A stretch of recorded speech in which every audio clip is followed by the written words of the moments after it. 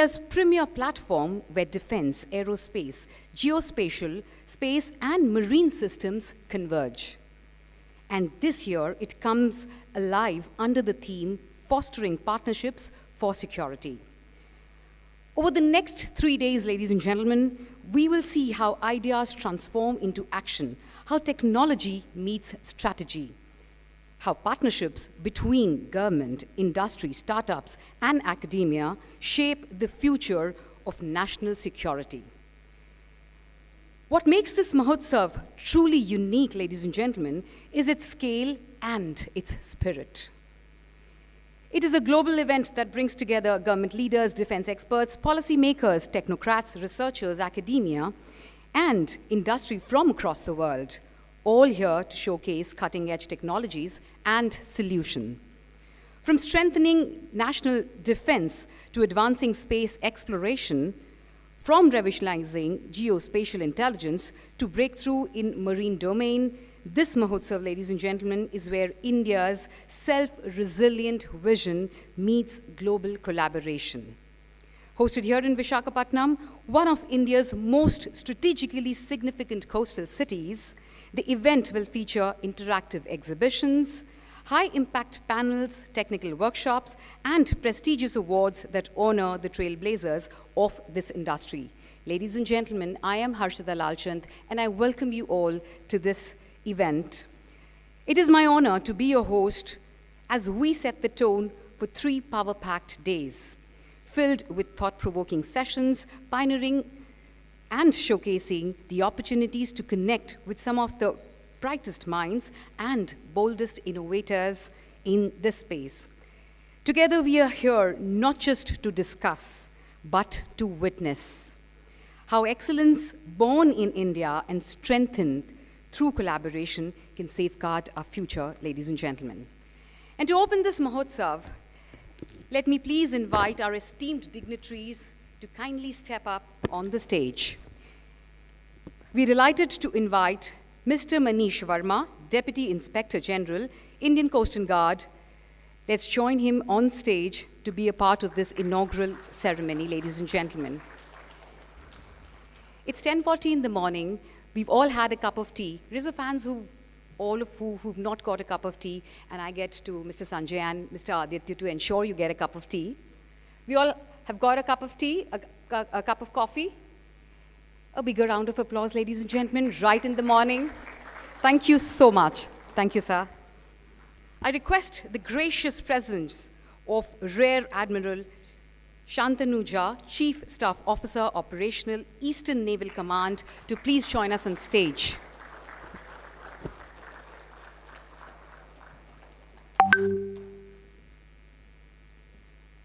Welcome, sir. May I cordially invite on stage Commodore Girideep Singh, Chairman and Managing Director, Hindustan Shipyard Limited. Welcome, sir.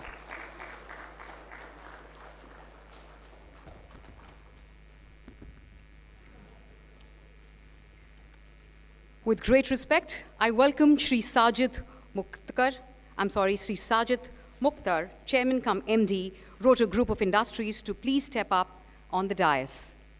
Mr. Sajid, welcome, sir.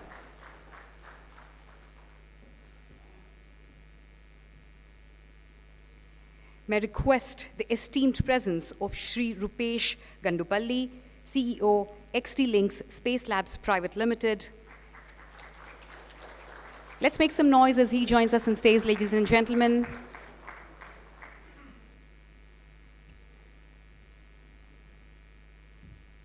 We are awaiting the presence of the Commissioner of Police. He would be joining us soon. And at this moment, may I please invite Mr. Aditya Sabharwal, Head Marketing and Communication, Vizag Industrial Scan, to please step up on the stage to deliver the welcome address. We're privileged to have him here with us to share his insights and extend a warm welcome to all of you here. Welcome, Aditya. Thank you so much, Harshita, for a lovely introduction and a kind introduction. Respected Rear Admiral Shantanu Jha ji, CMD of one of India's most premier shipyards in the country, Girideep Singh ji, Comrade Girideep Singh ji, a representative from the Coast Guard, Manish Sharma ji. We're just awaiting the the arrival of our very well-known police commissioner of the city, Shankar Bagchi ji, who should be joining us, I think, in some point in time. So first of all, a very, very warm welcome to all of you, and a very special welcome to all the new delegates who've come to Vizag for the first time. Just for a lot of people who do not know Vizag is also known as the city of destiny, actually. So I think it's pretty much destiny that has got us, all of us here, and we look forward to these 3 days of a robust interaction in that. First of all, I would also like to thank TPC GCI and Sanjay Singh ji for choosing Vizag and doing this mega conclave in the city of Vizag, in the state of Andhra Pradesh.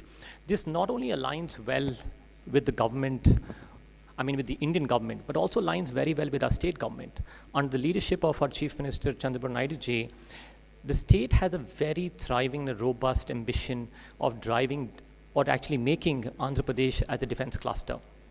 Having said that, what I think really surprised, just to give you an idea about what the defense councillor, holds, we just had the defense policy launched in the state government a few months ago. This was, I think, in June this year. And just to give you an idea of how ambitious this policy is, the policy looks to attract over 1 lakh crore of investments into the state of Andhra Pradesh. And this is not just by having defense clusters in just one region. The idea is to segregate and have defense clusters spring up across the state. Just to give you an idea, for example, the naval cluster that the defense policy talks about is looking at between Visakhapatnam and Srikakulam and having about 3,000 acres of land. So this is on the north side of the state of Andhra Pradesh. Similarly, a missile and ammunition cluster, which is slated to come over Jagepeta in the NTR district, which is best central to the state. Then we have an unmanned cluster, which is also known as the drone cluster, to come in at Kurnool district, which is south of Andhra Pradesh. Simultaneously, we have an aerospace and electronics cluster, which will be spread across 4,000 and 5,000 acres. This will again be in the south part of the state of Andhra Pradesh, which is in the Anandpur side of the state. And then lastly, we have the aircraft components and manufacturing cluster, a 4,000 acre space coming up in the Prakasam district, which will be again in the south of Andhra Pradesh. So this gives you an idea about how the state government has thought about the defense policy, and not to centralize everything in just one area, is to spread defense cluster manufacturing while also making a very concerted and sincere effort in bringing out advanced technologies. So the policy lays a lot of emphasis in terms of having innovation and advanced type of technologies coming into the sector. So I think that really kudos to that. I won't take most of your time, I won't take more time here, keeping in mind you have a whole plethora and a list of speakers here. But I must tell you that these 3 days, and I hope that all of the delegates over here get a chance to interact with the local officials also, while also get to see the exhibition. We have about 40 plus exhibitors who have come in here. And they're showcasing, as per my knowledge over here, they're showcasing some of the most innovative solutions and technologies that the country has to see. So I think a round of applause to all the exhibitors, to all the sponsors who have come in here. So again, my best wishes to everybody here, and I hope that these 3 days brings out the best in terms of deliberations and participations, and gets good suggestions back for the state also. Thank you so much. Thanks, Arshita. Thank you so much, Mr. Aditya, for your insights and for energizing us as we begin the SwaRaksha Mahotsav 2025. Next, it is my honor to invite Shri Sajid Mukhtar, Chairman cum Managing Director of Roto Group of Industries, to deliver the special address. His presence here, ladies and gentlemen, reflects the vital role of industry leadership in shaping innovation and partnership for national security. Sir, may we request you to kindly take the podium. Morning, ladies and gentlemen. My name is Sajid, and I'm a third-generation entrepreneur, a grandson to a freedom fighter who was arrested and jailed in a jail in Roorkee. And that time, Ganges Canal was getting maintained, and he started dreaming about Atmanirbhar Bharat then. This is early 1900 I'm talking about. He started working to replicate the instruments which were being imported at that point in time from Stanley, London, and started his own factory in 1936. So it's almost 90 years now, third generation. Can I have a presentation running? Sanjay has given me a topic which was supposed to be given to a politician rather than a technocrat industrialist. I'll try to do my best. Let me see if I can get your attention to the slogan, Brave Bharat and Secure Bharat.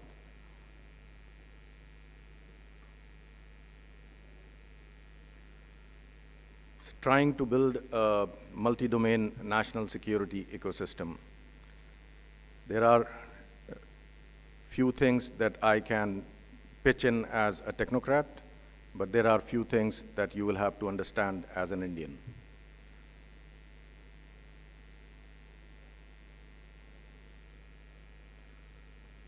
When I was very young, when I started my business, I started with 2 couplets. They were under my table glass. The first one was from Bhagavad Gita, Karmaseva adhikaraste ma phaleshu kadachana. And this is how I will say that the bravery is inherent to us. I was reading a book from Ronald Bergman. It's called To Rise and to Kill First. So this is how the peace and defense work together. Or maybe peace and defense are 2 sides of the same coin, or whichever way you want to interpret it. So if someone comes to kill you, you rise and kill him first. So the best defense is to first attack.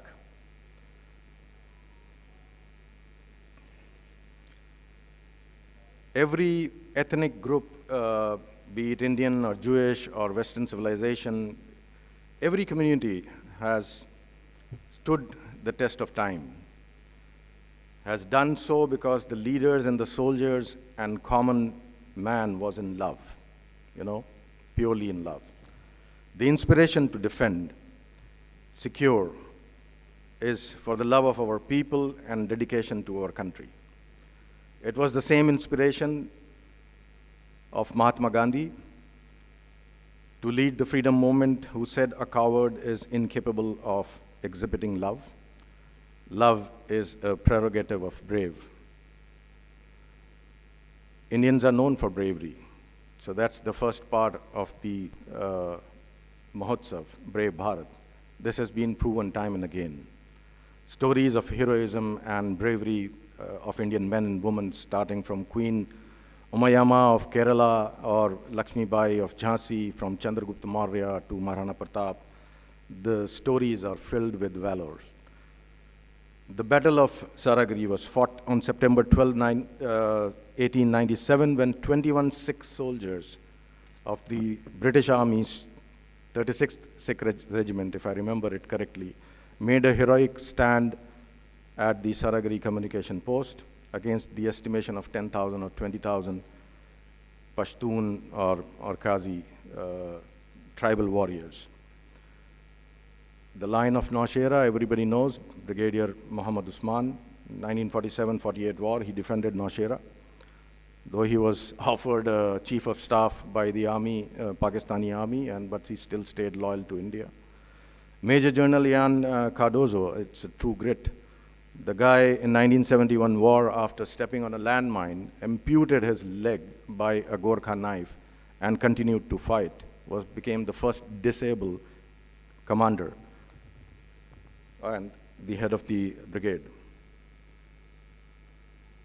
So when I was young, I used to hear about this song, "Us mulk ki sarhad ko koi chhu nahi sakta, jis mulk ki sarhad ki nigehban hai aankhein."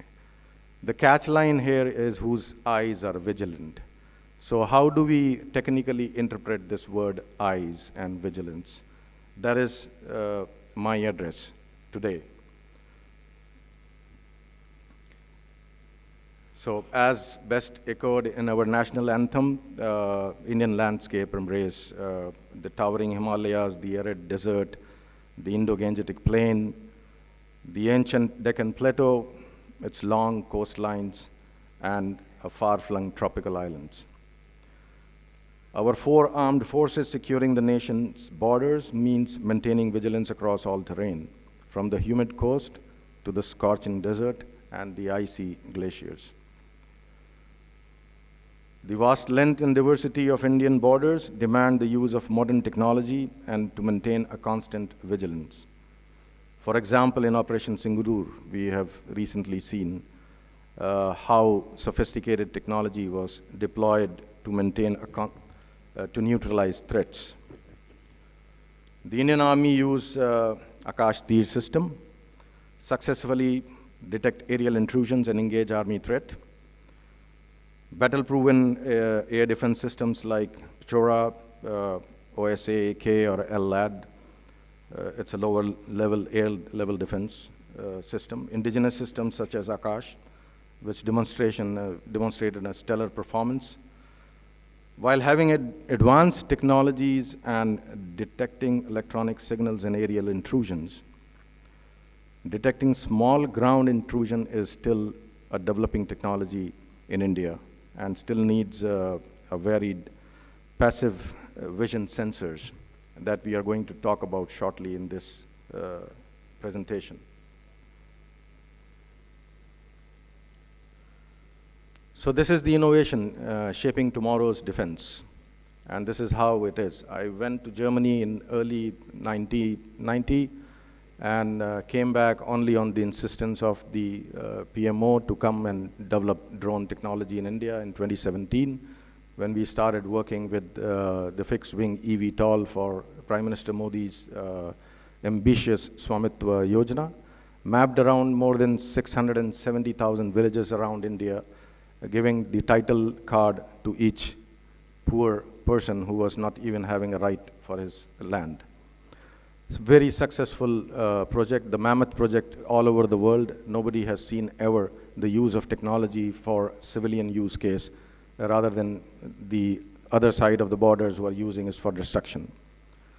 So what do we need in visual intelligence?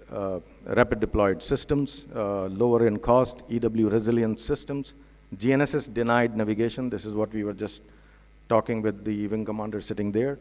The communication systems between the sensors and the person on the ground. And of course, the power and the endurance that we have in hand right now. I was hearing Amy Herman. She is an expert. She talks a lot about defense and you know, the way things work in the defense field in the West. So I am struck with the idea of having 4 A's. Is to acquire, to analyze, to articulate, or adapt, or to act. So these are the 4 A's that I'm putting up here in the presentation. Sorry, I'm not a politician, so I don't get things in a political way of presentation, so I have to bring it back to the things that I best understand, and that is technology. How do we use the 4 A's of visual intelligence? We have to gather information about a situation or an object. We have to focus on the objective detail rather than subjective interpretation. So if you see, so whichever the platform may be, the platform can be a fixed wing or a multicopter or a UAV or a buggy or an ROV, and deployed with various different sensors, starting from RGB, LiDAR, thermal, multispectral, SAR for real-time change detection. That is very important to be noted here. The ultrasonic probes, the gas detectors, and the radiation sensors. And this is how it works basically in the field. When you're using all these sensors on a very strong platform. Analyze. This is to prioritize the information collected, recognizing the patterns, and determining relevance to make informed decisions. Now, this is for the abnormal behavior of certain individuals in group or disproportionate baggage detection. So automated processing may be one of the most important AI tools. So people are talking about artificial intelligence. Usually they just go and stop at ChatGPT. And that's not all for us, because we have to go behind that. So there are several tools to identify, track, and report threats calibrated to a single data source. So we need to develop tools to integrate multiple data sources and also intermittent data sources, like the anomaly between the RGB and the SAR image with different time codes or timestamps. So we need edge computing. So now this is where we step into. As the processing power is nowadays, you have seen it is increasing.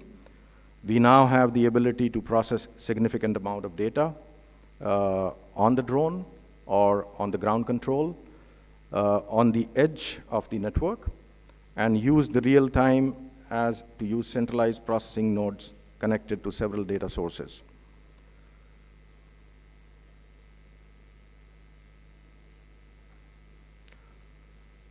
Articulate.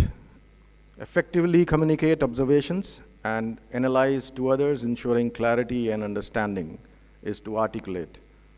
So this is connecting the key to use UAV. So I have a background of UAVs as well. You will see it in our booth, displayed a family of drones, where the communication modules to be used are command and control, telemetry and monitoring, and data transmission.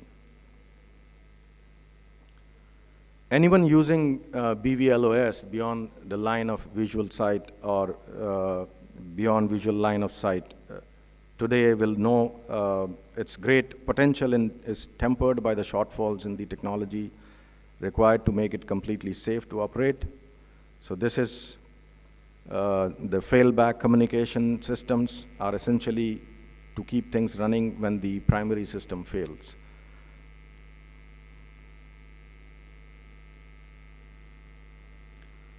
Adapt, or I would say to act. So it's to adapt the behavior using on insight gained, foster continuous improvements in observation and communication skills. So this is to enhance the situational awareness, or remote access to an inaccessible areas, communicate effectively, and visually see, even in the nighttime.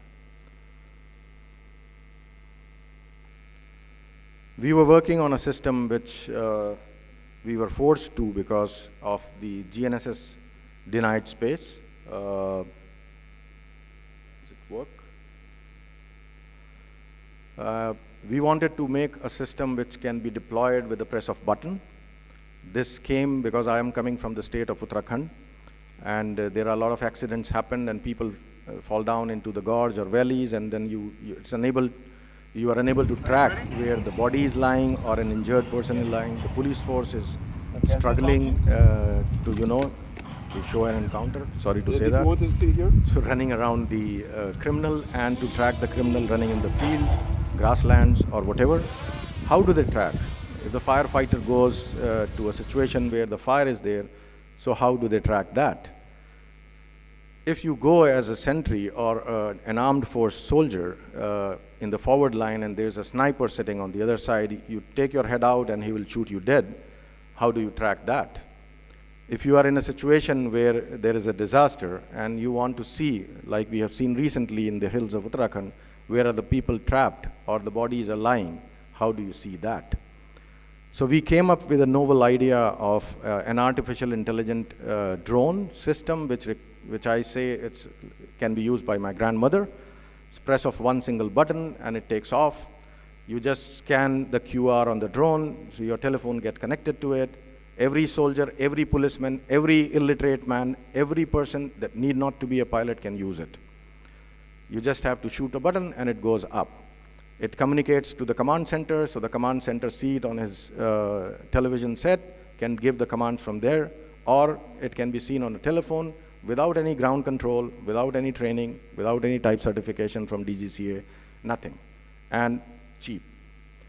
So this we have now successfully demonstrated. So I'll show you in my next presentation, maybe tomorrow, how this technology has developed and how it has been successfully adapted to Indian conditions in rain, storm, snow, and everything. So the main focus was the speed of response, and the operational flexibility, the force projection, enhance survivability, interoperability, and sustainability. And of course, the dual use advantage in disaster and relief. The second thing that we have seen very recently in Operation Sindoor is the EW resilience, where the GNSS can be spooked, the radio can be jammed, your system can be sitting ducks. You cannot fly in that kind of situation. So how do we respond back with technologies in situation like this? And AI-assisted threat libraries, real-time recognition or adverse jamming emission. Redundant communication paths, so we have multiple packets, so they are working in 2 different channels, and you can swap over. The drone swarms, so you can take a lot of drones in a single swarm. You can have hundreds of them working with different areas, looking for different threats, and still connected to your command center or connected to the GCS, the ground control. So now, radios that sense the EM environment in real time and automatically switch frequencies, waveforms, power levels that can avoid jamming, possible. Using AI ML, so we started using machine learning in 2008 for various defects on the payments, because I'm originally a surveyor, so we come from that background of payment conditions, crack monitoring and all. We are using the same kind of machine learning algorithm and architecture that we design and develop in Bangalore for the drones as well, to train them for weapons, for BMPs, AMPs, for snipers, for anything. And they automatically create an artificial intelligence scenario on board. You have a spread spectrum and frequency eligibility techniques like frequency hopping, like FHSSS, or direct sequence spread spectrum, the DSSS. Make signals harder to detect or jam. We have seen that, and even to intercept. Low probability of intercept dissection, LPI or LPD waveforms. Stealth communication using noise-like signals or highly directional beams, using sensors based on LiDAR rather than radar, or using active sensors. We have the adaptive beam forming and smart antennas, which can be actually used for dynamic spectrum allocation to avoid congestion or contested bands at the same time. So this is how we work on the navigation reply to the GNSS denied space. So somebody was asking me, how does the IRNSS or NAVIC working? And I told him that doesn't work well because we don't get a good connect, we don't get a good accuracy on the ground. You know, we have to use it, or we don't have to use it and we go to something else.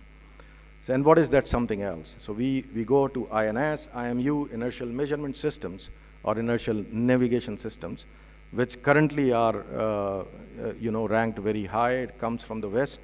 Nobody makes it that smart anymore or that cheaper. So Sanjay is telling me to wrap up quickly.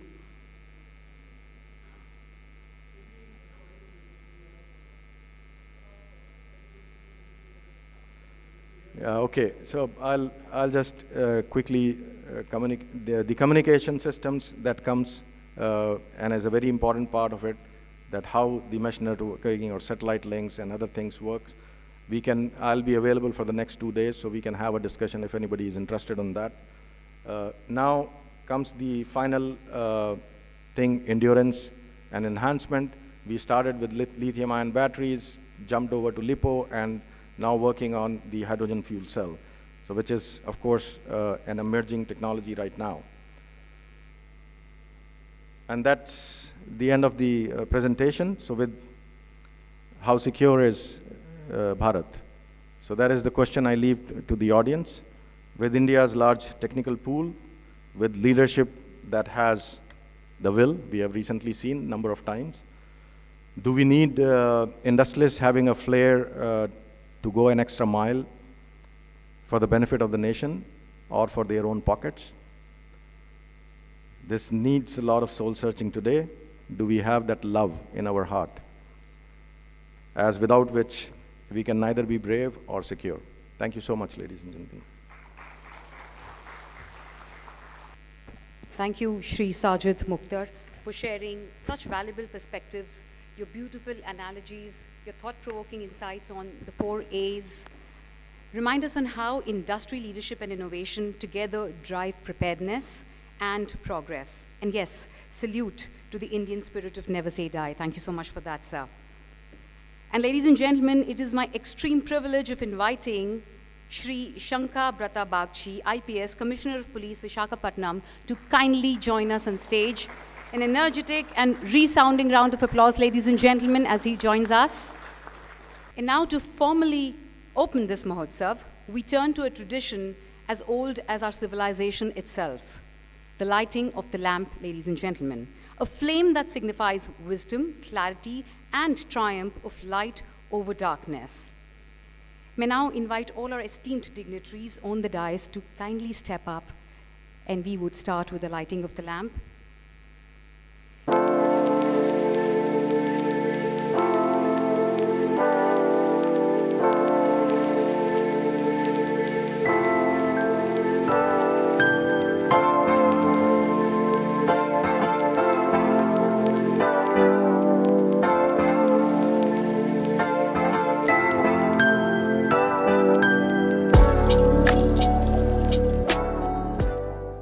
Thank you, dignitaries, for lighting the way forward for us. Not just for this Mahotsav, but for the vision and purpose it represents. With this SwaRaksha Mahotsav 2025, ladies and gentlemen, we formally illuminate and the event is declared open. Moving forward, it is my privilege to invite Shri Rupesh Gundapalli, CEO of XD Links Space Labs Private Limited, to deliver the special address. His work stands at the forefront of India's growing space ecosystem, and today we look forward to his vision on how space technologies can strengthen security and resilience across multiple domains. Sir, the forum is all yours. We welcome you. Thank you. Respected chief guest, dignitaries, and all the my co-panelists, and all of you, good morning. Thank you. Special thanks to SwaRaksha Mahotsav for having me and my team here to talk and also showcase what we are doing and what we are up to. Thank you. My name is Rupesh Gandupalli. I'm the co-founder and the CEO of XD Link Space Labs. So we are into the space domain where we're developing the technology that actually maps to the use cases what we are going after under the defense as well as the civilian applications. So we have the dual purpose technology being developed, and that's what we're going to showcase today. So as we all see today, how that geopolitical situation is shaping up and how dynamically it's playing out. I would like to start with very popular saying that there are no permanent friends, there are no permanent enemies, but there are always common interests. So similarly, India has clearly identified the best interest that works for India, and we and playing our course the right way to strategize and strengthen the capabilities to actually address the countermeasures and also bring in this indigenization in terms of defending and also innovating to lead the the evolution in the technology. So this leads us to like an emerging warfare strategy called multi-domain operations, where like apart from the land, water, and the sea, so we have like the cyber and space domains are playing a significant roles in like in bringing in the strategy in terms of like addressing the security and defense establishments. So we at XD Links, we are actually like working on developing the platforms that have the relevance in bringing in the various applications towards like the building the ISR, like intelligence, surveillance, and reconnaissance stack in space, because like as we all know, the space is the only domain where like we have that like the continuous monitoring without like having any issues with the endurance and the limitations with the time which we can operate. So what we are developing in with XD Links to have that like bring in that surveillance and reconnaissance capability. We started building this the platforms to host various sensors and payloads, right from like the photon sensing and the microwave driven payloads, to bring in that complete stack, the entire ISR and various orbits as well as like various altitudes. That actually like brings in this completeness of the solution, integrating between space and the terrestrial operations with connecting with the UAV. So we are primarily working on like building these solutions towards like integrating the ISR capability, multi-orbit SATCOM grid, and also like exploring and beyond space, deep space, where like we're going after the cislunar, leveraging our platforms qualified to those domains. So under Atmanirbharan, the increase of capabilities and capacity, we at XD Links are committed to support this vision by facilitating all the categories of space assets, covering use cases like ISR, SATCOM, PNT network, and the SSA, and then in-orbit service and maintenance operations. So far, as a company, XD Links, so we are about 300 years old company. So we're about 140 people in a team. So far we launched 2 satellites, one from India and one from US. And we are actually scheduled to launch 24 satellites, combining supporting Indian defense and the commercial entities to bring in this like capability to enhance the Indian space utilization and bring in the more assets. See, as I see like the things, the industry shaping up, the world is kind of more moving. The way I see like at least the way we see is the economy, the power of the economy of any nation, as we see like in the future and the coming days, is going to be determined based on like how many space assets are going to be owned and operated by any nation. Because like the fundamental of space is nobody owns space. So like there is no restriction, limitation in terms of like leveraging the space, putting the assets. So like the idea is to like maximize the utilizing the space to that extent, to bring in the capability to actually like bring in the surveillance, and also like improve the agility in terms of operating, and also like bring in these countermeasures and to counter the the threats being posted by the our neighbors. So our strategy is to leverage the strategy. What we are actually adopting is space being like pretty interesting, but like there are no much volumes in the space sector. So the idea is the ask from the space sector. What we are focusing is leveraging the neighboring industry advancements, primarily from automotive and the consumer electronics, where like the chips and the all the the processor ecosystem to actually improve the agility and the process, the speeds of the processing, and then the storage, the amount of storage can be leveraged. So we're trying to like bring in those technology developed in that neighboring industry, space qualify, leverage them, and bring in that kind of a dynamism and the agilities in operating that satellites into space. So with that, I'm very excited to be here. Me being born and raised from Visakhapatnam. I studied in Visakhapatnam, and I actually joined ISRO back in the days, and I moved on. And I worked with companies like Pratt & Whitney, Aircraft Engines, and then Applied Materials, and Apple. And then I joined as one of the founding members with a company called, back then, Space Startup, Planet Labs, where we built and launched hundreds of satellites to bring in the surveillance, to bring in that the cadence, the high fidelity cadence, to have that access to the earth imagery and the network.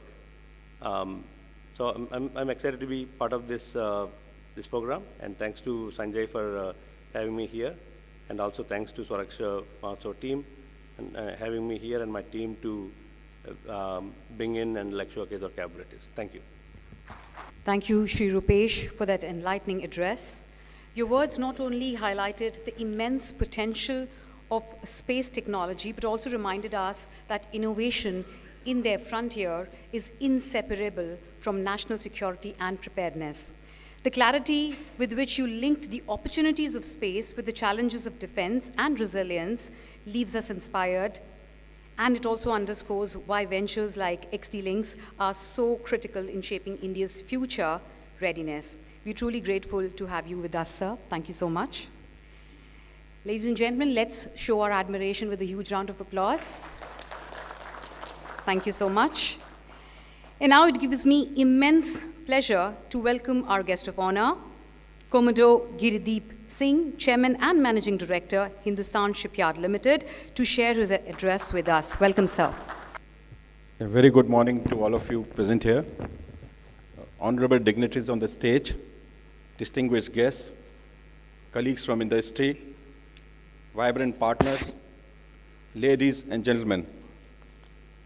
It is indeed a privilege and honor to address the gathering at the inauguration of this wonderful event, SwaRaksha Mahotsav, beautifully conceived and crafted by our friend Advocate Sanjay Singh, Director General of the Trade Promotion Council for Geospatial and Space Industry.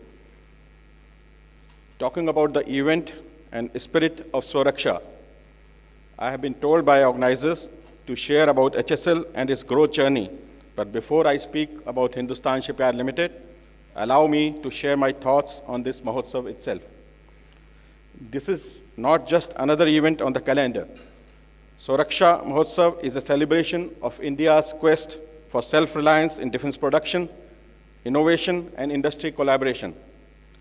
We meet at a time when global dynamics are shifting rapidly. Geopolitical changes, supply chain disruptions, and technological transformations are the order of the day. In such times, India's emphasis on Atmanirbharta is not only timely, it is essential. I must compliment TPC GSI for launching the Mahotsav at exactly the right moment when the Indian defense industry is witnessing a historic rise in opportunities. Turning to Hindustan Shipyard Limited and its 8 decades of service to the nation. Founded in 1941 by visionary industrialist Sept Walchand Hirachand. I think all of you must be knowing him. He was a great visionary before independence who laid the foundation of Hindustan Shipyard Limited in the marine sector, for Hindustan Aeronautics Limited in aircraft sector, aviation sector, and also the premier Padmini and Walchand Industry Limited in heavy engineering and road sector. HSL is India's first modern greenfield shipyard and one of the oldest defense industrial enterprises in the country. Over the past 84 years, HSL has delivered 200 ships. We have repaired over 2,000 vessels serving Indian Navy, Coast Guard, ONGC, SCI, DCI, and also various foreign customers. We began with merchant ships, moved into offshore platforms in the 70s, and today we execute complex warship and submarine projects. Strategically located on the east coast at Visakhapatnam, HSL has always been at the heart of India's maritime capability. Now, what is the turnout story? It is the story from struggle to strength. Friends, HSL's journey has been full of challenges. For more than 4 decades, the company remained in losses, unable to fully utilize its potential. But today, HSL stands as a story of revival and resilience. In financial year 2024-25, we achieved our highest ever value of production of 1,471 crores with a total income of 1,783 crores.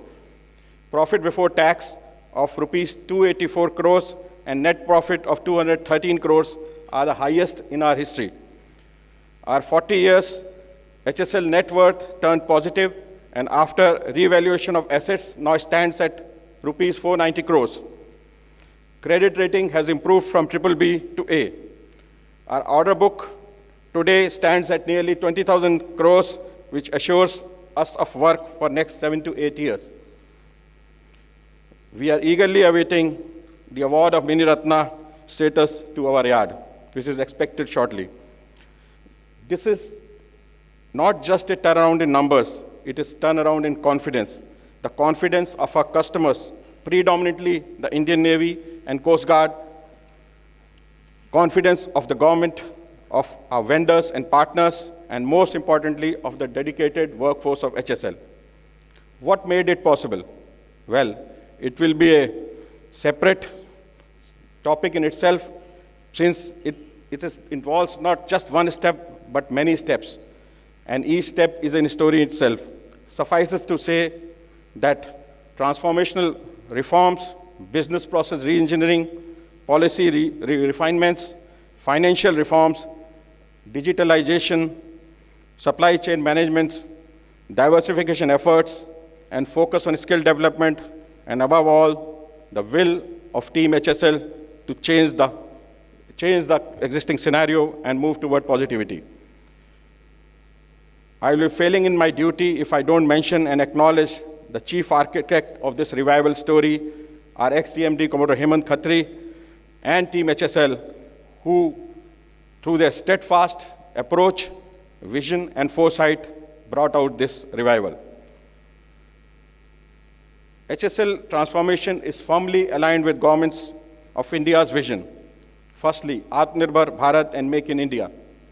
HSL has taken giant strides in indigenization, sourcing equipment, systems, and material that were earlier imported. Every major project we execute today creates opportunity for Indian suppliers and MSMEs. Maritime India Vision 2030. This vision seeks to triple coastal and inland waterways, shipping, expand port capacity, and create green shipping corridors. HSL is contributing by targeting to develop passenger ferries, auxiliary naval platforms, and hydrogen-powered tugs and electric vessels. Thirdly, Maritime Amritkal Vision 2047. This long-term roadmap places India among India's leading maritime nations. HSL is aligning itself by preparing for submarine construction, offshore oil and gas platforms, autonomous vessels, and digital shipbuilding. Fourth, landmark defense projects. Our fleet support ship program, 5 45,000-ton warships for Indian Navy, is one of the largest warship order ever placed on an Indian shipyard. The upcoming life extension project of a submarine will demonstrate our ability to extend submarine life indigenously. In short, HSL is not merely executing contracts, we are contributing directly to Indian maritime strengths for 2030 and 2047. What are the opportunities for MSME and industry partners? Ladies and gentlemen, one fact is clear: no shipyard succeeds in isolation. A shipyard is only as strong as its ecosystem of suppliers, MSMEs, and technology partners. HSL recognizes this and is committed to growing together.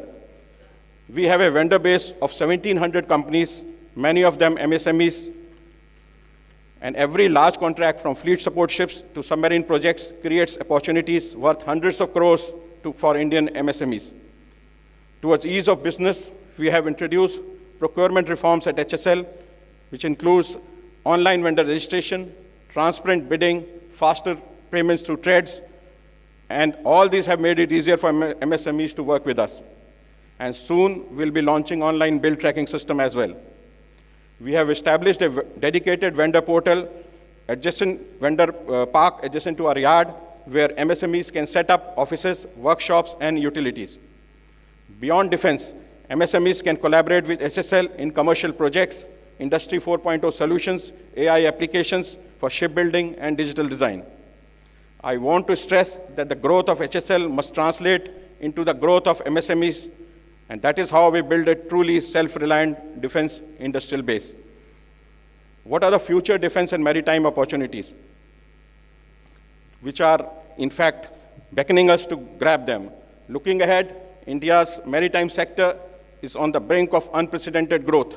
The modernization of the Navy, expansion of the Coast Guard, requirement of fleet to Ministry of Ports, Sea and Waterways, and Ministry of Petroleum and Natural Gas will generate immense demand for indigenous shipyards.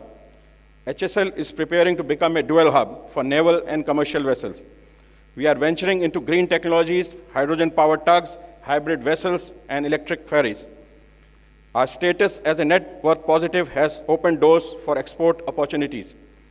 With our assured order book and new collaboration, HSL is set to evolve into multi-dimensional maritime enterprise, supporting national security, commercial shipping, and the blue economy.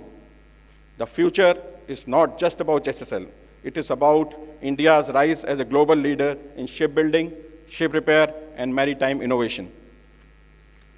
In conclusion, friends, SwaRaksha Mahotsav embodies the spirit of national self-defense and self-reliance. The very word SwaRaksha combines Swa, meaning self, and Raksha means protection. It reminds that a nation's true strength lies in its ability to protect itself using its own capabilities in defense, in industry, in technology, and in innovation. For Hindustan Shipyard Limited, SwaRaksha means designing and building ships, submarines, and platforms indigenously. For our MSMEs and industry partners, SwaRaksha means developing world-class products and technologies that reduce dependence on imports. And for India, and as a nation, SwaRaksha means achieving not only security at sea, but also economic security, energy security, and technological sovereignty. Thus, this Mahotsav is not just a defense event, it is a call to industry, to innovators, and to all of us to rise together in the spirit of self-protection through self-reliance. As we inaugurate this Mahotsav, I extend an open invitation to MSMEs, startups, academia, and industry partners. Join us, innovate with us, and grow with us. Together, let us build ships, submarines, and technologies that do not just defend our nation, but also show India's excellence to the world. That is the true meaning of SwaRaksha, to protect, to prosper, and to lead through our own strength. Once again, to the organizers, I thank for inviting me to this inaugural session and giving me an opportunity to share my thought with this August gathering. Jai Hind. Thank you, Commodore Girudeep Singh, for that insightful address. Your words remind us that maritime domain is not just about commerce and connectivity. It's also about resilience, national strength, and strategic readiness. The perspective you bring, both from service and industry, gives us a deeper appreciation of the role of Hindustan Shipyard and the role that it plays in safeguarding and advancing our nation's interest towards SwaRaksha, as you mentioned, to protect, lead, and prosper. Thank you so much, sir. And now I consider it a privilege to invite our guest of honor, Rear Admiral Shantanu Jha, Chief Staff Officer Operations, Eastern Naval Command, to deliver his address. His leadership, ladies and gentlemen, in operations at sea reflects the very spirit of vigilance, preparedness, and strategic vision that this Mahotsav stands for. Admiral, we look forward to your presentation. Thank you, Ms. Lalchan, for that very humbling introduction. Fellow panelists on the stage, distinguished members of the industry, academia, ladies and gentlemen from the press, it is indeed a matter of privilege and honor for me to be standing here today to be able to address this very, very august gathering and to be a part of the SwaRaksha Mahotsav. The three speakers before me, Mr. Sajid, Mr. Rupesh, and of course my senior Commodore Girudeep, have very nicely given you a good amalgamation of what this Mahotsav is all about. I here represent the consumer and in some ways the money. Therefore, my aim today is not to talk about technology. For that, there are experts here who are going to be giving you exactly what we are involved in and what direction are we heading in. But my aim today is that over the next 7 to 8 minutes, I would just like to transform this audience from this beautiful venue to the seas and try and tell you why India has been and always was a maritime nation of great, great repute, and why today we need to embrace the challenges that technology has brought upon us to be able to garner this to be our strength and therefore take us on to the trajectory which my previous speakers have alluded to. This seminar is nothing but a natural progression of the age-old adage that flag follows the trade. And it is now unequivocally clear that India was, is, and will remain a maritime nation, not just due to its favorable maritime geography, but also due to the centrality of maritime spaces to our history, economy, culture, and global engagement. Now, while our northern frontiers may limit our exchange with the outside world, but the vast oceans on the three sides, with a coastline of over 11,000 kilometers, offer us a boundless canvas, opening an ocean of opportunities. This maritime orientation is now increasingly acknowledged at the highest levels of our national government. The Honorable Raksha Mantri, in his words, encapsulated this paradigm shift, and I quote, "We were once known as a landlocked country with seashores, but now we are seen as an island country with land borders." This is indeed historic. And why I bring this out here is that in all the development that is being seen in the world of technology and the MSMEs are galloping towards, the sea offers a completely different paradigm, a completely different working environment where the challenges are far more complex than what is being offered on land or in the air. And therefore, my request to all the people who are involved in this very noble gesture is to ensure that one bit of your effort is always focused on what is required to be working at sea, and something that I will cover in my next few minutes. As we look to become the third largest economy by the end of this decade, the seas will remain our engines for growth. There is that famous 70, 80, 90 rule, and I'll just quote it for some people who would find that interesting, that 70% of the world's surface is oceans. 80% of the world's population lives within 200 miles of the coast. 90% of the global trade is plying on our oceans. And now, almost 100% of the internet traffic is passing through the seabed on the undersea cables. Starlink has now brought it down to 99 actually. But that is the importance of the seas. And if you look at us, over 88% of our energy needs are seaborne. We are the third largest producer of fish in the world. We are the third largest provider of the seafarers globally. 30% of our population resides in the coastal districts, contributing nearly 25% of our national GDP. Now, this confluence of geography, demography, and economy reaffirms a simple truth, that India's destiny is maritime. And that is why I implore this Mahotsav to focus their attentions on the needs maritime. But before we delve into the Indian Navy's expanding role, since I stand here today to represent the Indian Navy, it is essential to understand the region we are operating in. Many of you would have heard the term of the Indo-Pacific. It means different things to different people. For us, it means from the east coast of Africa to the western coast of the Americas. For the Americans, it meant from there till the Indian Ocean region. While the geographies might differ, at the heart of the construct lies India, uniquely positioned by both geography and destiny. In the 21st century, as a successor to the narrower Asia-Pacific narrative which was existing, which excluded us and underplayed the Indian Ocean's significance, our central location and robust maritime geography place it in a position of both opportunity and responsibility. To fully grasp the significance of the current security landscape, and that is my whole aim of this talk today, is to try and explain to you what is it that the Navy does, why do we do it, where do we do it, and how do we do it, so that you get a flavor and an understanding of what exactly is it that we require and that you gentlemen and ladies would need to produce. Now, what essentially defines the Navy's roles? Our deployments refer to the deliberate strategic deployments that go beyond routine patrols or coastal security deployments. Key components of these forays include the presence comes surveillance missions in critical maritime theaters, joint exercises with regional and extra-regional navies, port calls and naval diplomacy, humanitarian assistance and disaster relief missions, and surveillance patrols for maritime domain awareness.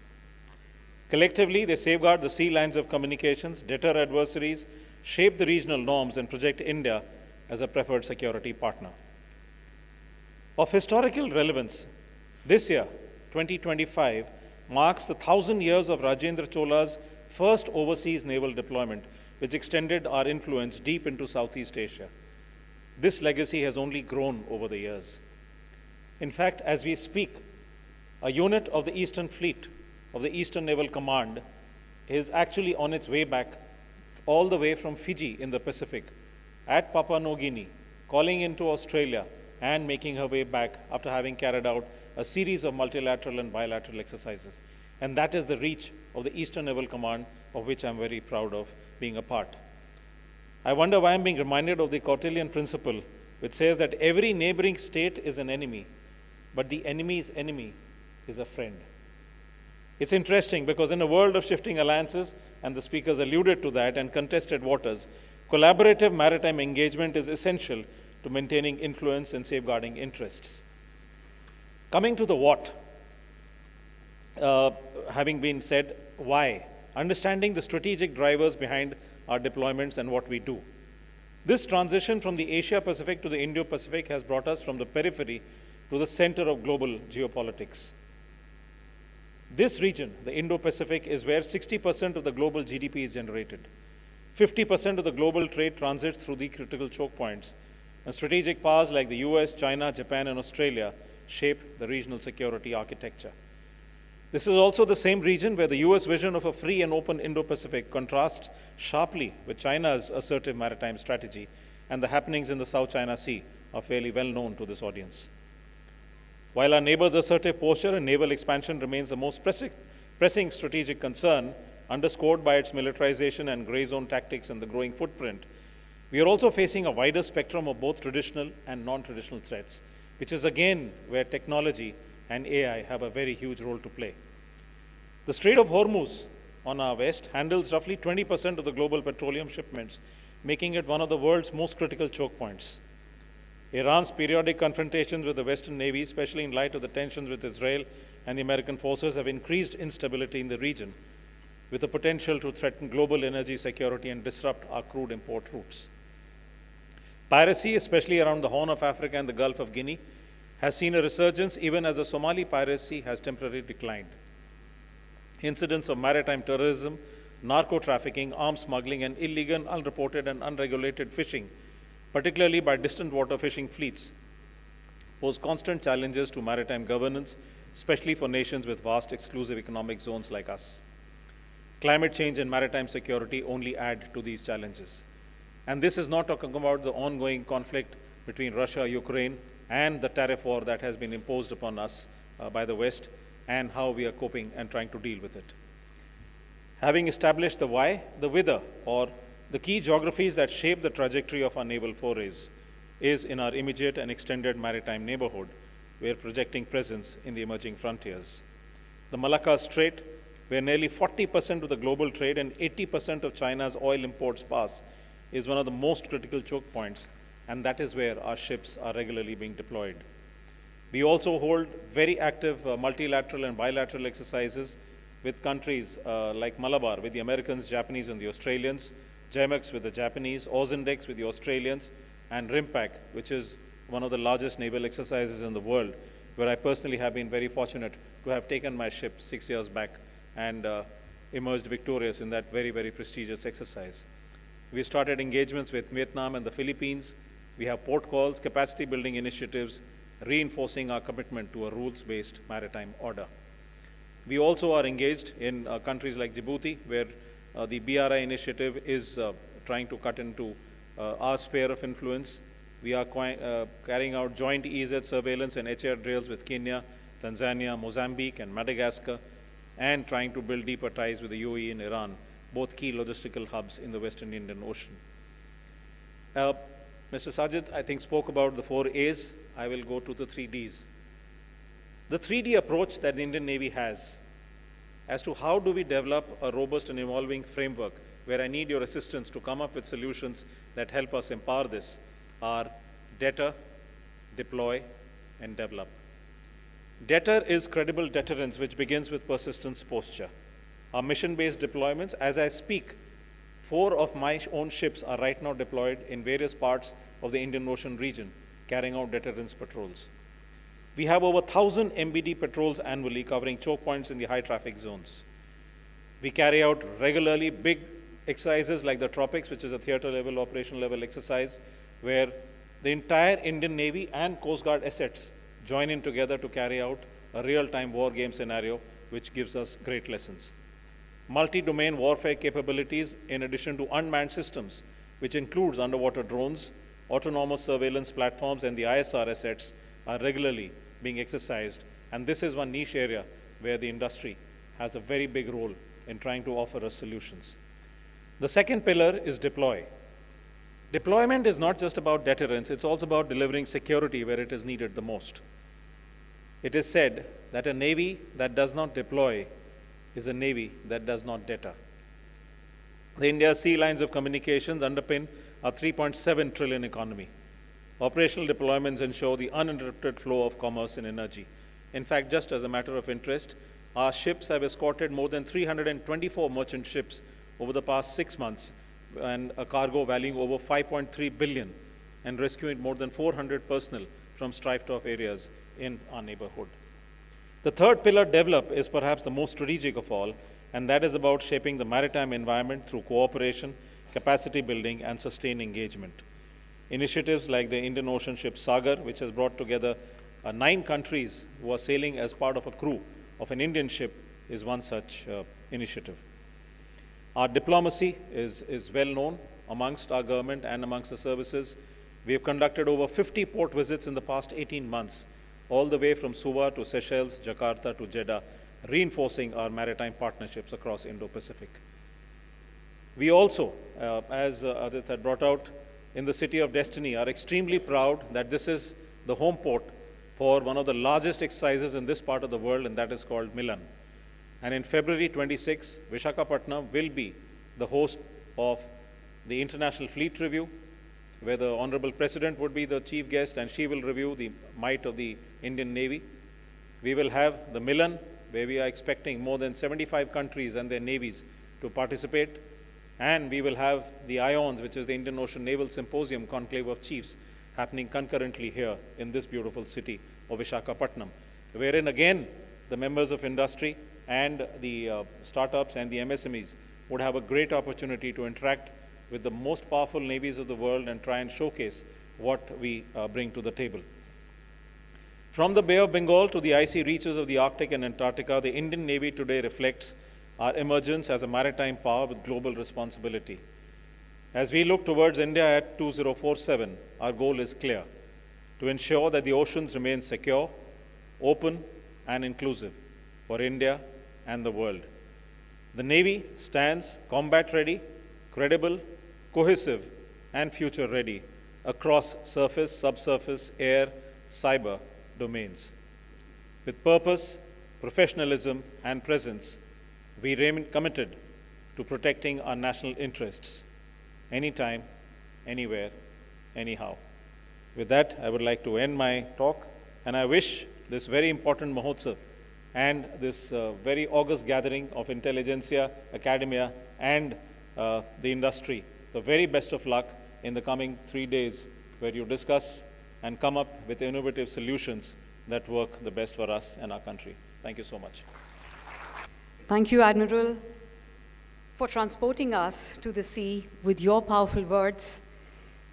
Your vivid imagery and the alarming statistics you shared have left us with perspective and urgency. Your perspective on the 3Ds from the front line of naval operations is a timely reminder of the challenges, vigilance, and the readiness that secure our seas and safeguard our nation. We're truly grateful for the insights you've shared and for the inspiration you bring to the City of Destiny. Thank you so much. May now invite our guest of honor, Mr. Manish Verma, Deputy Inspector General of Indian Coast Guard, to deliver his address. His leadership, ladies and gentlemen, plays a defining role in safeguarding our maritime frontiers and protecting national interests. Sir, may I please request you to address the audience?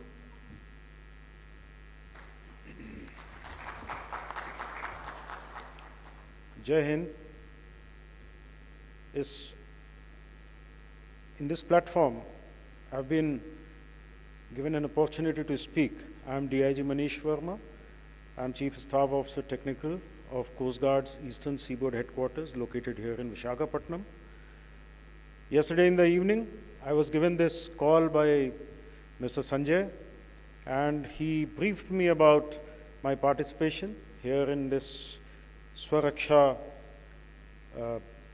exhibition and seminar. And I did not have any knowledge or any information about this organization, so I scanned through various sources that I had, and I could make out that this is going to be a very good beginning for a very good interaction for a seagoing community like us and the Navy and the industry which is existing in this city of destiny, Visakhapatnam.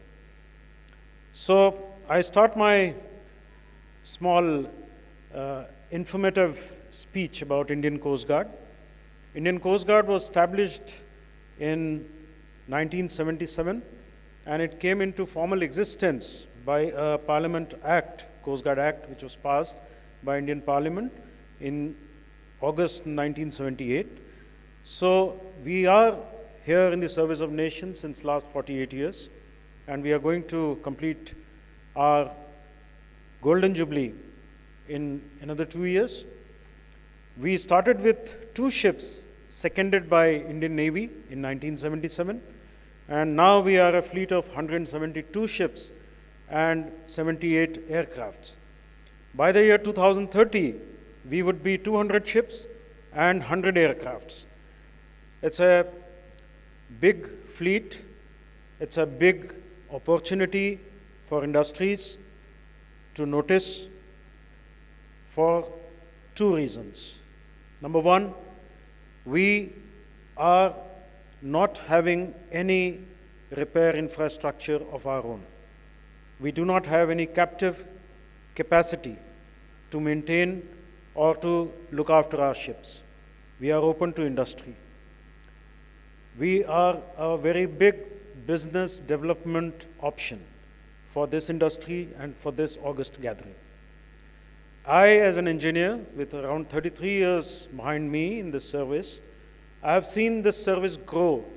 I have seen this fleet grow from just 40 ships to 172 ships.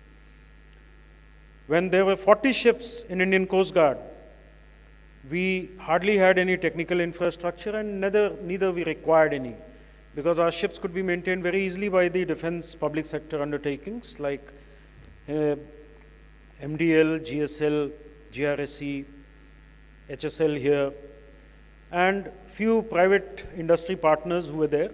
And there was an ecosystem existing in those days wherein the foreign equipment manufacturers had their agencies installed in the country, and their representatives would come and do the repair works on board our ships and make the ships operational. The demand of Indian Coast Guard was also not much in those days. We did not insist too much on endurance, range, speed, and we were not very much conscious about various things which were happening in the maritime sector. The military standards were not really applicable to us. Over a period of time, like since 1990 and in the early 2000s, the consciousness, awareness, and the requirements of the service started growing up. We realized that we are a growing force. The threats from the seaward side are increasing. We require ships of modern capabilities. We require ships of higher range, higher caliber, higher capacity, and higher speed, so that the aggressors and the anti-national elements who are coming from the seaward side are not having an edge over us. Now, with this change in the environment, change in the conditions, the shipbuilding of Indian Coast Guard also started improving. And we started giving our specifications which were close to military standards and which were having all elements of international quality standards. With this, the Indian shipbuilding yards had to improvise their capabilities. The Indian trade had to upgrade themselves, and they had to come up with solutions which were very much relevant to the requirements of growing Coast Guard.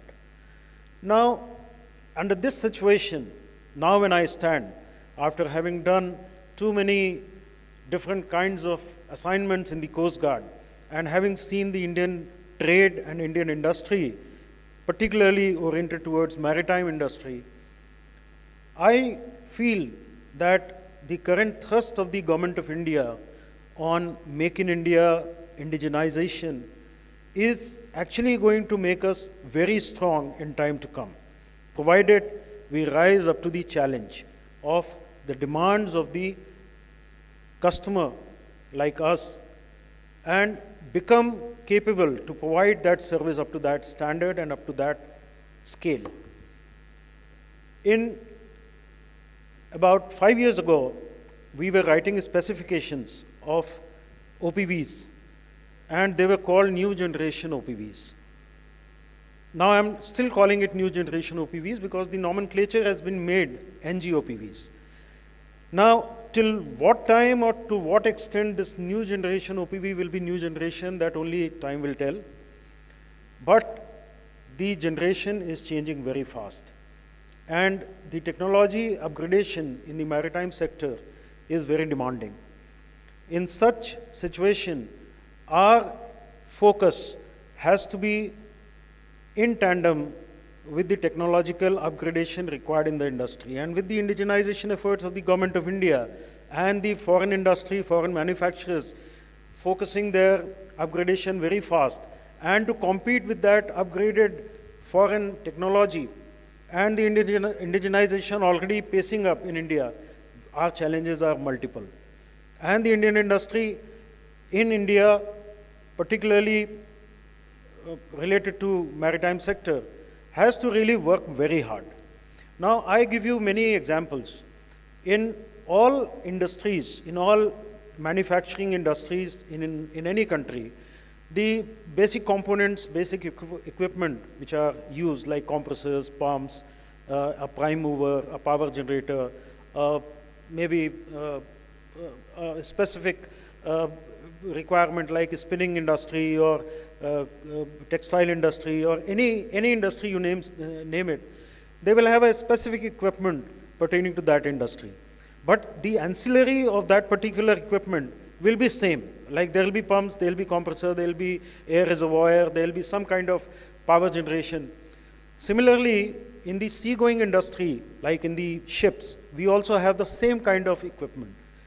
And those equipment are very much common and very much commonly manufactured by any industry in India. So I don't think that it is very difficult to participate in any business avenue which is generated in the ships of Indian Coast Guard. When we go for refits or repairs, our dry docking is a very big challenge. It's a very primitive activity. And in the last 20, 30 years, I have seen that the docking of the ship involves the graving shipyard, graving dock, the slipway, the ship lift system. Now, the graving dock and the slipways are very much indigenized. There is nothing imported or there's nothing foreign component in it. But the moment it becomes ship lift system, it's a complete hydraulics. And there are 2 or 3 players in the ship lift system which are making ship lift dry docking facilities for the shipyards in India. Now that is a very potential avenue because it's nothing but hydraulics. It's nothing but servo control valves and servo control mechanism, which I think Indian industries are very capable of manufacturing. But I'm really very sorry to say, not even a single venture has come forward to carry out any kind of development in the ship lift technology. There are IC engines which are required on board ship, where the propulsion system require a main engine, and that main engine is of 6 kilowatt, 6 megawatt or 8 megawatt or 10 megawatt capacity. With that capacity, the IC engine industry in Germany, in America, in Canada, or in other developed nations, they are supplying engines to India and to many other countries all over the world. And we have been taking it, and we have not been able to develop an engine of 6 to 10 megawatt capacity. It has been a big surprise. So, I mean, that is one area wherein Indian industry can take a foot forward in developing, and that is not a technology, it is basically a metallurgy. You have to make a block, you have to make a good quality cylinder head, you have to make a good quality internal component, and you have to make a good quality crankshaft, which is the heart of the engine. Now, those kind of things can very well be undertaken by the Indian industry with the expertise available, with the technology available. It is only understanding the requirement of the customer and making that particular component so strong, so rugged, so capable that it can develop that kind of power. And once it starts rolling, then sky is the limit. You can develop that technology, develop that particular equipment, sell it to Indian industries, and then become global, because the demand is too much. So, I mean, in my opinion, the impetus of indigenization is not simply to become an Indian supplier and only to meet the Indian demands. The demand to become, the thrust on indigenization is basically to become so capable that you become a global supplier. Explore all the markets that are available around the world.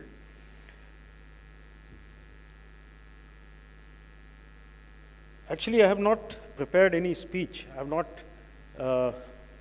made any notes on what to say about Indian Coast Guard.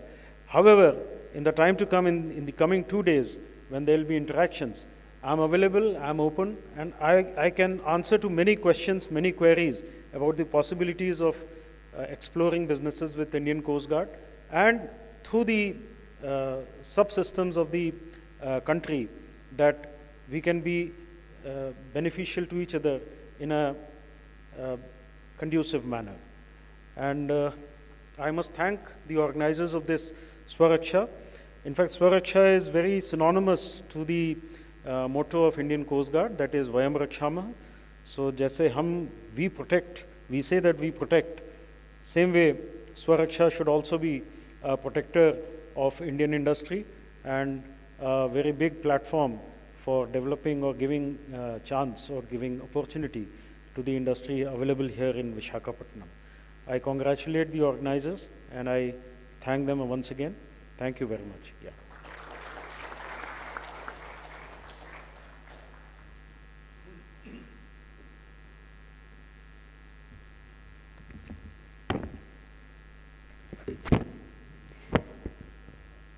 Thank you, sir, for your inspiring address. Your words not only motivate us, but also reinforce the importance of vision, leadership, and innovation in the form of technological infrastructure in shaping our maritime capabilities, and that too indigenously. Thank you so much. We truly appreciate your valuable contribution to SwaRaksha Mahotsav 2025. Ladies and gentlemen, our keynote speaker, Dr. G. Satish Reddy, Honorary Advisor, Aerospace and Defense Manufacturing, Government of Andhra Pradesh, could not join us due to an urgent defense meeting requiring his immediate presence. While we regret missing his contributions, but this is also a reminder of his duties, making sure that we have the dedication as we celebrate SwaRaksha Mahotsav, the dedication towards the service to the nation. We would now like to move forward, and ladies and gentlemen, I deem it a great privilege to invite our chief guest, Shri Shankar Bata Bagachi. With the exemplary leadership in maintaining law and order, public safety, and community engagement, Sir has played a pivotal role in strengthening civic security in the city. We are privileged to have him with us today at SwaRaksha Mahotsav 2025. And we request you, sir, to kindly join us and address the audience. Welcome. Respected dignitaries on the dais, the organizers of this SwaRaksha Mahotsav, the participants, the media. Good morning to you all. I am not speaking in a school before tiny tots. I am before a galaxy of defense and technology experts, academia, industrialists. Yet, I will start my talk with a fable from Aesop's collection of fables, which I heard in my childhood. There is a field full of ripe crops. A group of birds used to come and feed on those crops. The owner got very angry. And one day, one bird heard the owner telling his sons, "We will call our friends tomorrow to harvest these crops and put a net to catch hold of all these naughty birds. Will not keep a single bird alive." That bird got nervous, came running to the leader of that group of birds, an experienced elderly bird, and told everything that the bird has heard. The leader said, "Don't worry, be happy." Next day, that same bird overheard the owner telling, "We called our friends, they didn't come. Today, we'll call all our relatives, and together, and once they come, we'll cut down, we'll harvest the crop and catch all these naughty birds." Again, the bird went running, and the leader said, "Don't worry, be happy." The third day, the bird overheard the owner telling, "Enough is enough. Neither my friends came, nor my relatives came to help us. Tomorrow, we will ourselves harvest the crop and catch every single bird. Will not keep any of them alive." When the leader heard this, the leader said, "Now is the time for us to run away. We cannot come to the same field again." Till now, the owner was depending on his relatives, his friends. They all had their own fields to take care of, to harvest the crop. So I knew they will never come. But now that he has decided to take things into his own hands, we have danger ahead. The moral of the story, which remains valid till date, is only when we take our destiny into our own hands, we become formidable, we become triumphant, and the entire world stands in awe and start taking note of us seriously. That is what SwaRaksha is, taking our destiny into our own hands, make everything in India, protect ourselves with our own might. That's why I congratulate the organizers of this SwaRaksha Mahotsav. It is high time we make the dream of our Honorable Prime Minister true in every sense of the term by making the production of every component of our defense infrastructure indigenous. The question that comes next is, India is not fighting any war as of now. What is the importance of holding this conference now? The answer lies in one statement. If we don't sweat in peace, we bleed in war. So, now that there is peace, apparent peace along our borders, let us sweat and make ourselves capable so that we can give our enemies a fitting reply, a befitting reply whenever we are forced to fight another war.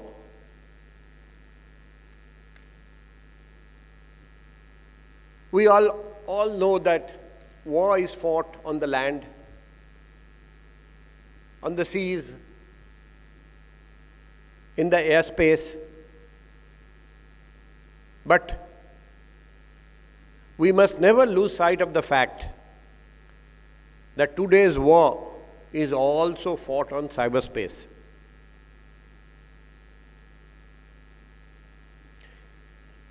In the wars that we are going to fight tomorrow and the day after, our invisible enemies, cyber warriors, will try to bring down critical components of our defense infrastructure. They will try to hit our economy by targeting important components of our economic infrastructure. They will spread canards and rumors in the cyberspace using social media and try to create confusion, bring down our morale, and devise hundreds of other ways so that we lose the war in cyberspace. But that is not something that we can allow to happen. We have to emerge victorious, not only on land, sea, air, but also in cyberspace. And there lies the importance of cybersecurity. I felt that the esteemed speakers who spoke before me, they have touched upon very important aspects of defense, but an equally important aspect is the cybersecurity industry, how crucial it is to ensure SwaRaksha, self-protection.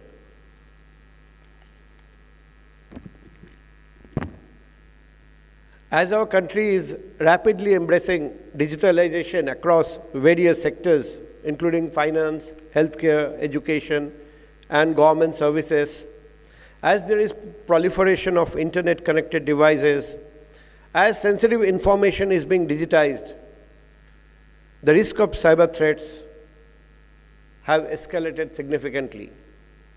We all know we store very crucial data. Very often, our crucial data is held abroad, and there is a real possibility that when we fight our next war, those people will deny access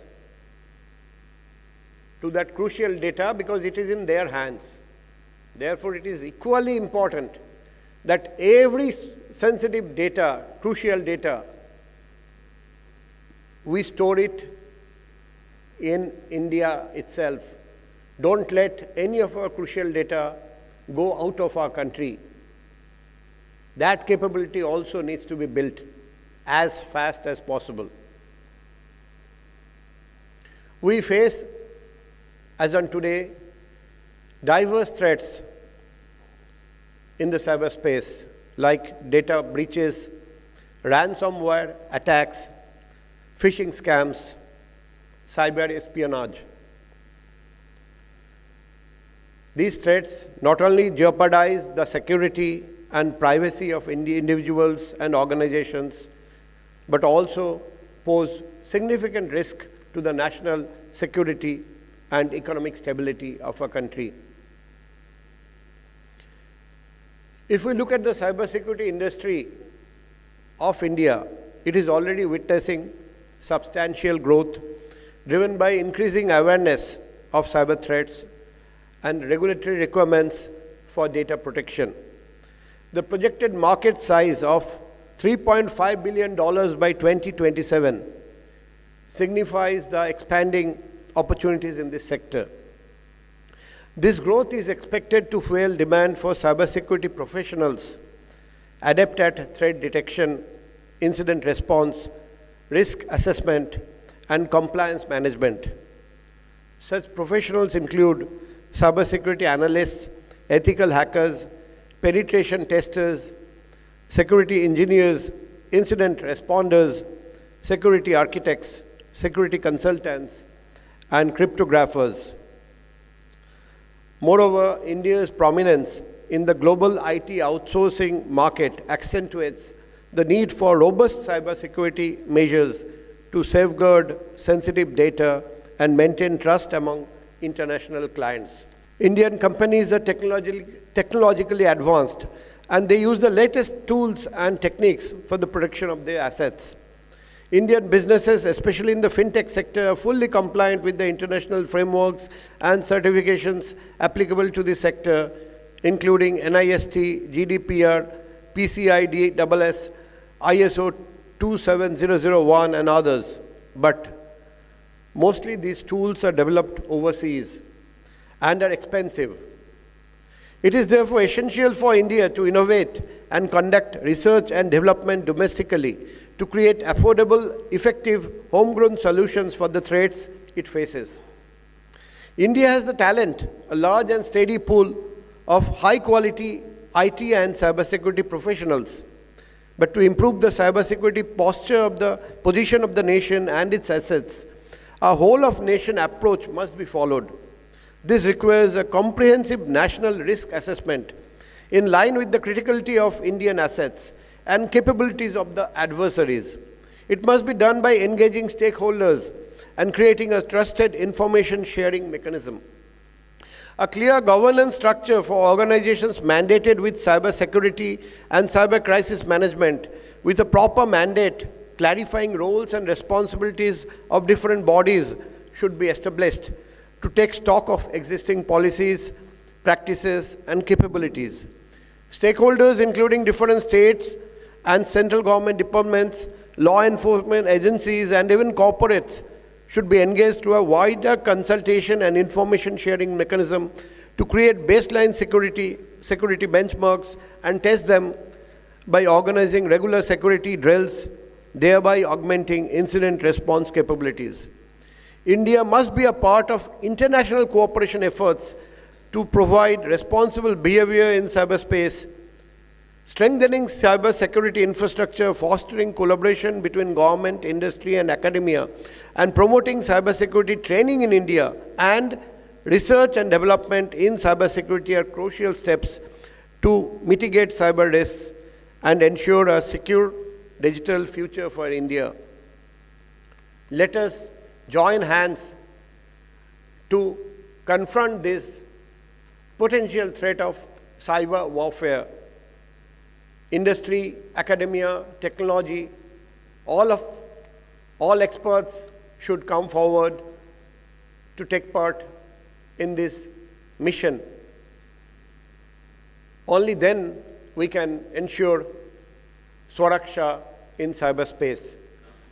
On this auspicious occasion of Navaratri, I pray to Goddess Durga to bless our country and ensure that India marches ahead and truly become the greatest country in the world in the days to come. Wishing all of you happy Navaratri. Thank you. Thank you, sir, for your enlightening address and for acknowledging the efforts of SwaRaksha. Your appreciation really encourages the team to continue with commitment. Your insights on policing, public safety, and community engagement offer valuable perspective for all of us working to advance innovation, collaboration, and national security. We deeply appreciate your time and guidance here at SwaRaksha Mahotsav 2025. Thank you so much, sir.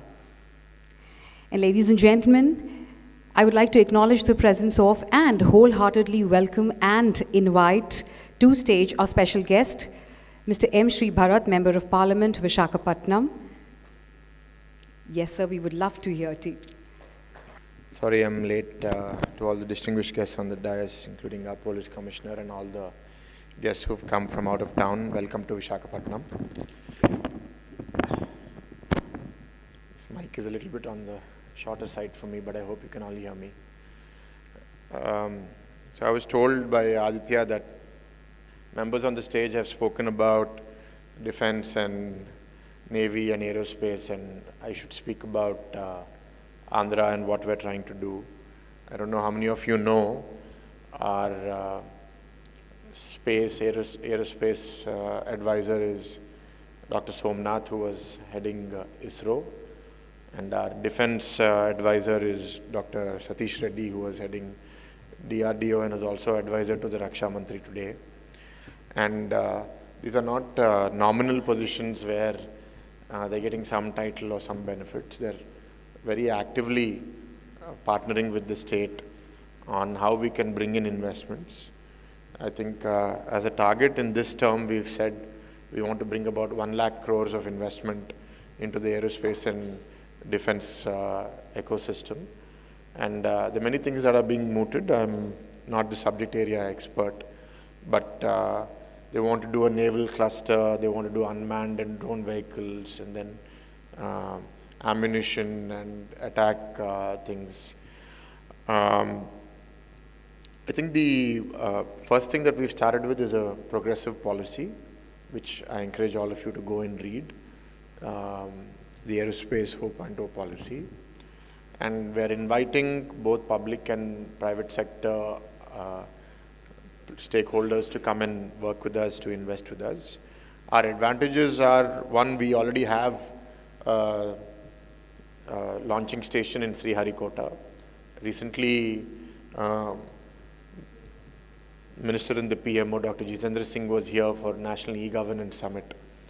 And he was saying that they're expanding the launch stations in Sriharikota, adding 2 more with much larger capacity. So that's on one side. The other side, a friend of mine, he's runs a private aerospace company called Skyroot. And he's building, his new payload is in a 7-story high rocket. So if all goes well, he'll be future Elon Musk of India. And he was given around 300 acres of land close to Tirupati.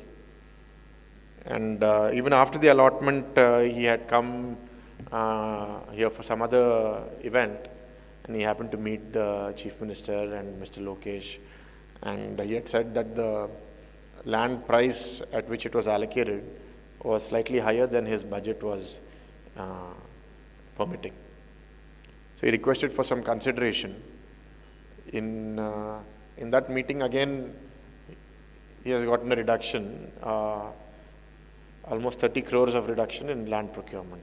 So that one visit saved him and his company. So I said he should invest with that much more vigor, with the faith that the state is putting. So we're not discriminating private or public. We're saying that those who are at the cutting edge of their area of work, and they're able to demonstrate it through some actions or with the kind of people that they are working with, I think we will repose faith back in you. And we will also move quickly, because as a state, it's not just about having intentions, how do you deliver? So there are challenges. We work in a government where there are many moving parts. So things don't happen overnight. But I have been talking to some first-gen entrepreneurs who are engaging with the state, and they're saying that the responsiveness of the senior stakeholders and the decision making is really encouraging them. If we go beyond defense and aerospace, in 15 months of our government, we have gotten investment proposals cleared by the cabinet of about 10.5 lakh crores. I don't think it has ever happened in our history as a state. So there is what cabinet approval means, that land has been identified, investment size has been approved, and everything, whatever incentives have to be given have been agreed to by the government. And we're also trying to reduce that individual case-by-case negotiation. That's why we are introducing policies so that things are transparent for even the MSMEs, because not everyone is a big player that will have access to Chief Minister that easily, right? But we want because in defense we understand there's some very small components also that need to be made, and they may be coming under the MSME category, but they should have a very transparent way of engaging with the state. And it is with that intent that these policies are being designed. And I mean, my parliament may not get too much of investment because we're largely urban, but we will be consumers of the products that you create, right? We have our police commissioner on the stage, and he's been asking us for drones to do effective policing in many of our areas. So if all of you come and do well here, we'll take your CSR money and buy these drones for our city, because we want to really transform the way we govern ourselves. Even cyber security, for example, we're working, police commissioner and I and a group of our senior officials are working on creating a integrated, smart traffic crime AI solution for the city, where it will monitor traffic throughput, on speeding violation, on wrong turns, red light violations, also facial recognition, even those who are wearing a mask, those who have aged 30 years, and those who we cannot even see. The AI is now able to recognize your gait, how you're able to walk. So crime is also becoming very different. And like earlier in the Navy, if you had a torpedo or you had a lot of torpedoes, you could defend yourself from enemies. But now there are unmanned water drones which will just go and deliver the payload onto the ship, and it will make your entire naval infrastructure defunct. So technology is changing rapidly. I think there are some senior officials here on the stage who already see these things happening much better than I do. Only thing that we know as public representatives is that we need to encourage the best of talent, particularly within India, because when we're seeing the global dynamics shifting, our ability to rely on external providers of equipment, of software, is going to increasingly diminish if things go in this trajectory, which is not good. I hope it doesn't continue like this. But we cannot wait. We cannot do things just on hope. So there is a call by our Prime Minister Modi ji to focus on Swadeshi. I mean, recently when he spoke about the GST reforms also, he brought up that topic. So this is a great platform. For those of you who are scientists and who are builders, we welcome you to engage with the state. And we hope to work deeply with all of you. Pursue excellence, even if it is small. And I think you will go places. Because that's something that our Chief Minister also says, that Indian products are serving Indian customers to some extent well, but they need to serve global customers. And that kind of product obsession has to come in our founders, our scientists. I think our space and defense organizations have demonstrated that. We are able to take up missions at a fraction of the cost that international agencies are taking up. But that has to come in many other domains also. So we look forward to do that. I think with these few words, I thank the organizers for having me here. And I wish you all the best. And I look forward to seeing many of you engage with the state in a more deeper manner. Thank you. Thank you, Sri Bharat Sir, for the eloquent address and for inspiring the audience with real-time cases of individuals, organizations, MSMEs, and the government towards the progress of the state of Andhra Pradesh. Thank you, sir. We applaud and honor your presence. Thank you so much for joining us. May now invite Mr. Sanjay Singh to please join us on stage and propose the vote of thanks. Thank you so very much. Jai Hind, very good afternoon now. At the outset, I would like to thank you, our Honorable Raksha Mantri ji, who gave me this word, SwaRaksha. So, long back when I met with Raksha Mantri, we discussed about to create a kind of program which really talk about the celebration of this self-reliance. Then SwaRaksha came in mind, and this was the one word he gave me, SwaRaksha, and nearly everyone has appreciated the word used, SwaRaksha. So thank you so very much, Honorable Raksha Mantri ji. Now, as a founder and Director General of Trade Promotion Council for Geospatial and Space Industry, it is my privilege and honor to stand in front of the August gathering, the dignitaries. I would like to thank you, Sri Bharatji, who gave us some time. I can understand that due to his busy schedule, he is not able to join every event, but we are fortunate that we had with him in our program. Thank you so very much, Bharatji.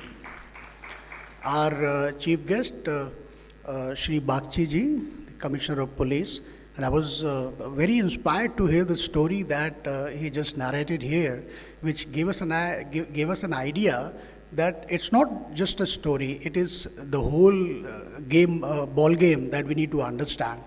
So taking the morale of that story, we should all start working. And as Bharatji has already mentioned that government of Andhra Pradesh is walking into this segment where every single support, so before launching this program in Andhra Pradesh, we connected to Secretary Industry, and then APIIs and multiple other stakeholders into the government, where I was very keen to know that how government of Andhra Pradesh is working to become the hub within the aerospace and defense, geospatial space, marine, as well as into the unmanned system. And I think all of you might be knowing that the Kurnool has been announced here in Andhra Pradesh as the drone city.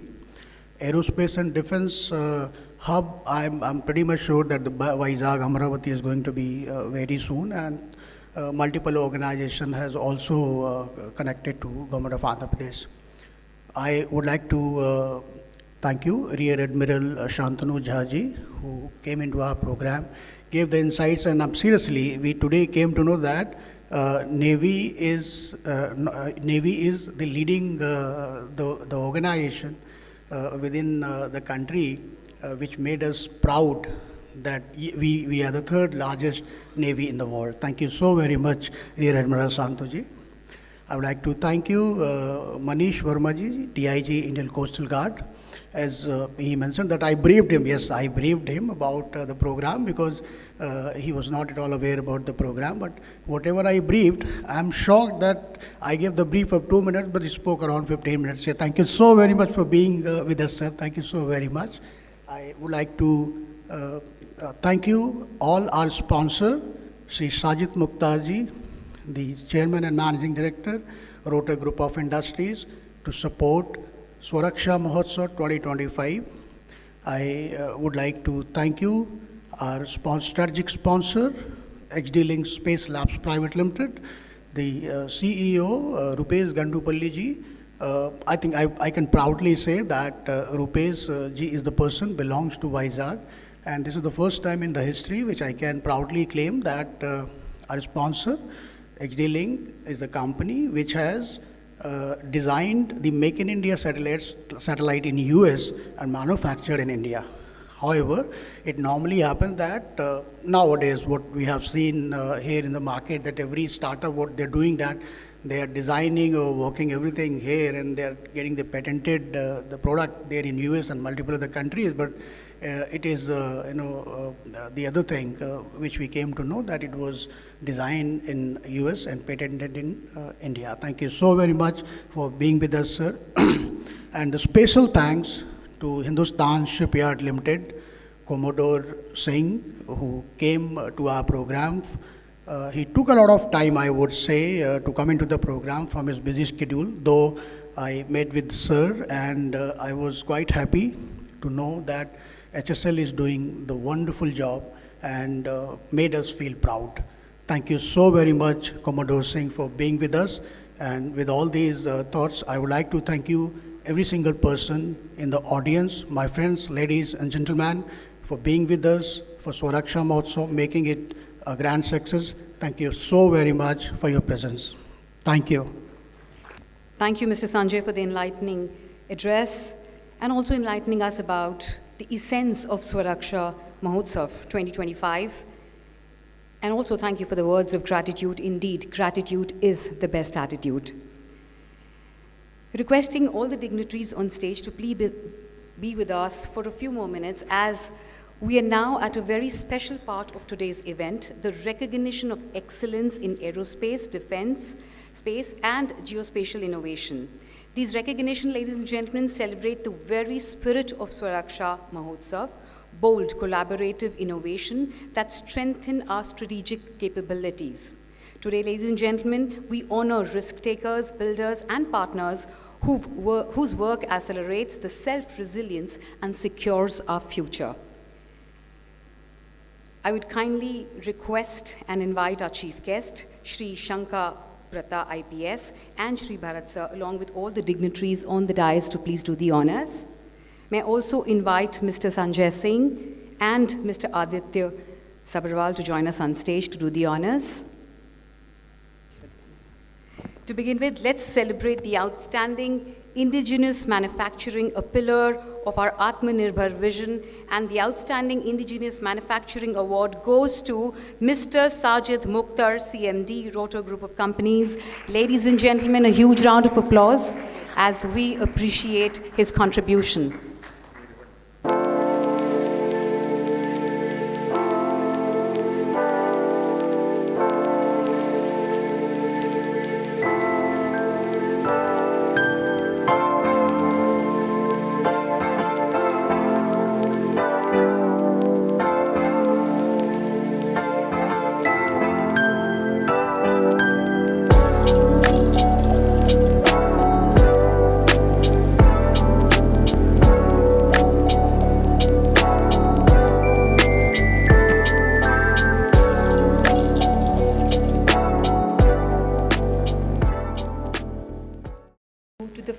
Plenary session of the day, a session that sets the tone for innovation, collaboration, and strategic foresight at SwaRaksha Mahotsav 2025.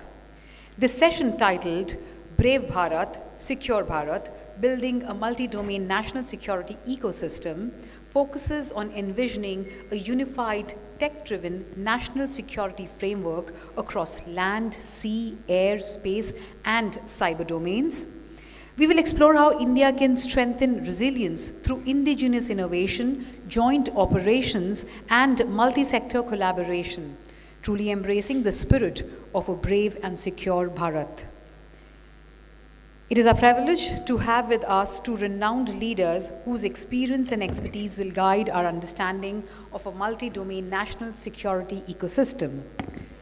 First of all, may I have the pleasure of inviting Commander Prasad by VV, Indian Navy Senior Veteran, Principal Strategic Defense Advisor, Expert Strategic Professional Consultant, Founder and MD, Prasad Consulting India Private Limited, to please join us on stage. Mr. Prasad, would you like to take the stage, or? I'll speak from here. Sure. Once you Sure, come. yes. So let's welcome Mr. Prasad with a huge round of applause, ladies and gentlemen. A little more energy, because the post-lunch sessions are always difficult and speakers do require energy from our end. Let's hear it loud for Mr. Prasad, ladies and gentlemen. Thank you. Please forward, brother. This is backward. Okay, fine. Laser is there in this? No laser. Okay, fine.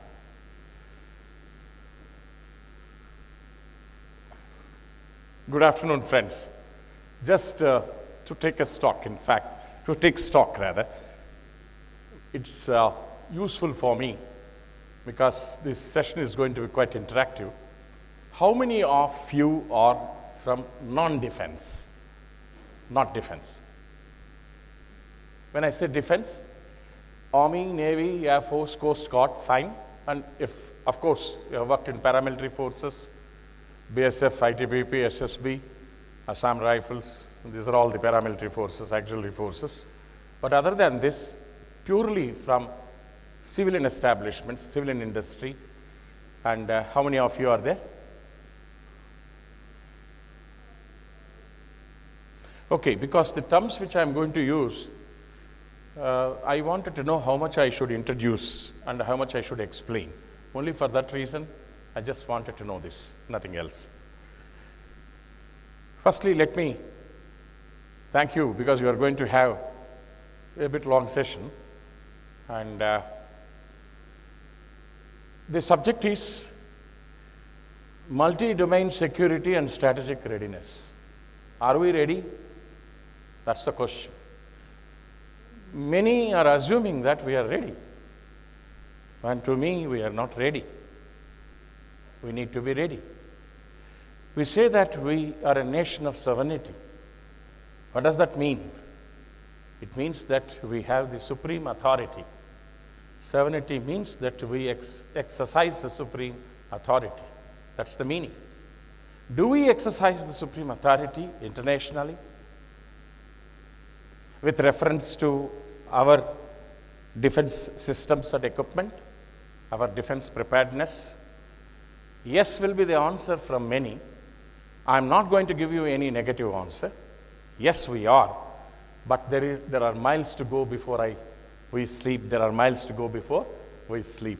We have got lots of things to do. We are not really ready. And in fact, if there are strategic officials in the think tank of this country, and if they are going to think of the future and tomorrow's battles and tomorrow's wars, there is a great need for our getting concerned about them, actually. We need to be very concerned. So there are two factors which worry us. One is stealth and other is hypersonics. What is stealth? Stealth means you don't expose yourself. You are hidden. You are completely hidden. And you are invisible, rather. So if you are going to have stealth, a high factor of stealth, then how is that I am going to find you, even to have a war with you? First of all, how do I capture? What is war, first of all? If there is a threat, if there is a target, we need to capture. That is, we need to go about detecting it. And after that, we need to track it. And once it comes in a particular range, then we should be in a position to engage it and neutralize it. Or at least, if it is going to attack us, we are going to defend ourselves against it. So there are two strategies. One is defensive combat potential, that is, you defend yourself. And the second is offensive combat potential. For both, we need to be ready. Either to defend yourself or to go against the target with some sort of offense, that is, you want to engage it, and you want to use your direct energy weapons, or you want to use your jammers, or you want to use your gun shells, or you want to use your missiles, particularly surface-to-air missiles, air-to-air missiles, then you should be prepared for it, for which you should be in a position to detect the target. Stealth is against us. So stealth is a matter of concern. It's a matter of concern because even as on to date, we do not have such kind of systems. I'm making bold statements. This is my profession, please agree. If there is anyone who wants to debate, my cards are available, and I'm available, and I'm a defense columnist, so people can certainly have an interaction with me. I'm making a statement that we are still in development stage for many of them. We do not have quite a few systems which have actually under development at this point of time, proven against any proper trial directive to assure us that, yes, we can certainly give you confidence against stealth. That's number one. Stealth means that you are not seen, you you are invisible. You are actually hidden. Next is hypersonics. Hypersonics means the speed. You are at a phenomenal speed. We are talking about Mach 5. Mach 5 is about some 6,190, 6,200 kilometers per hour. We are talking about Mach 7, Mach 8. There is a Mach 20. There are countries who are our adversaries, I use the word, and who are very nearby, in fact. And they have Mach 7, Mach 8. Do we have systems to defend ourselves against such kind of very speedy weapons or the aircrafts? I use the weapons also. I'm talking about high gliders, basically, and the missiles, and even the aircrafts of that kind of speed, Mach 7, Mach 5 plus. Anything Mach 5 plus is called hypersonic. What is sonic? It is basically, for those who are not aware, we are talking about speed of the sound. Speed of the sound, 1 Mach. And after that, if you are below that, it is called subsonic, it is sonic, or supersonic, and I'm talking about hypersonic. Anything hypersonic is only when it is above 5 Mach plus.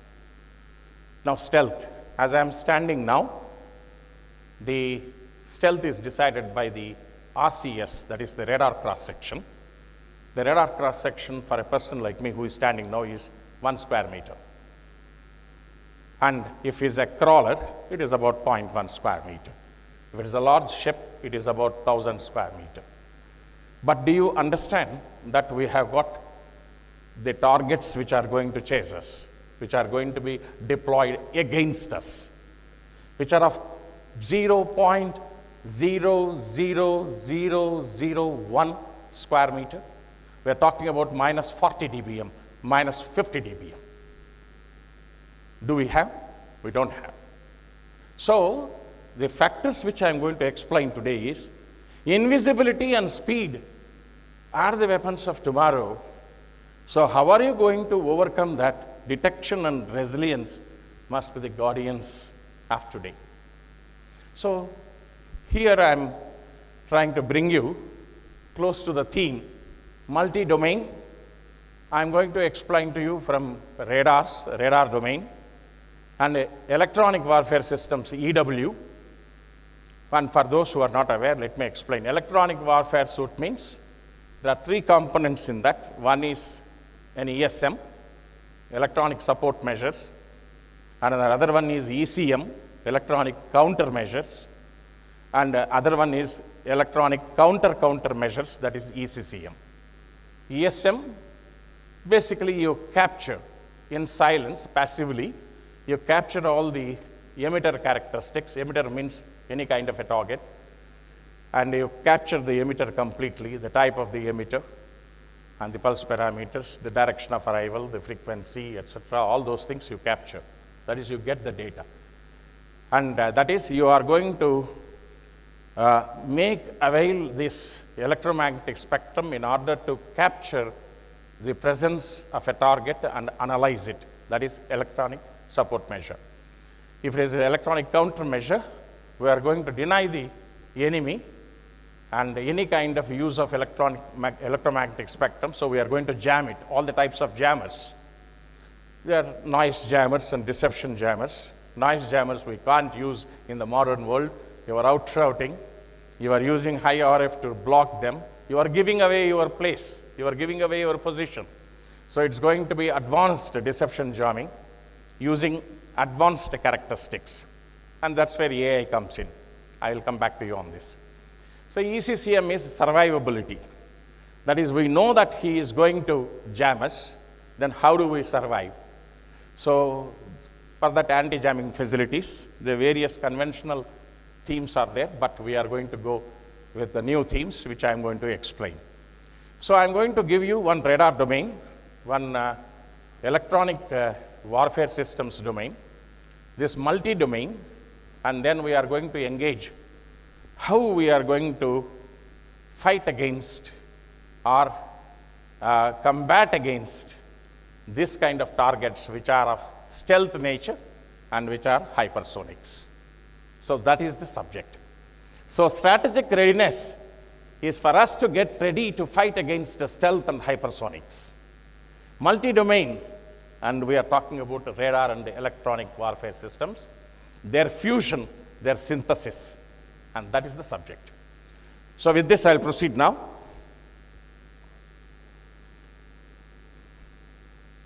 This is the aim.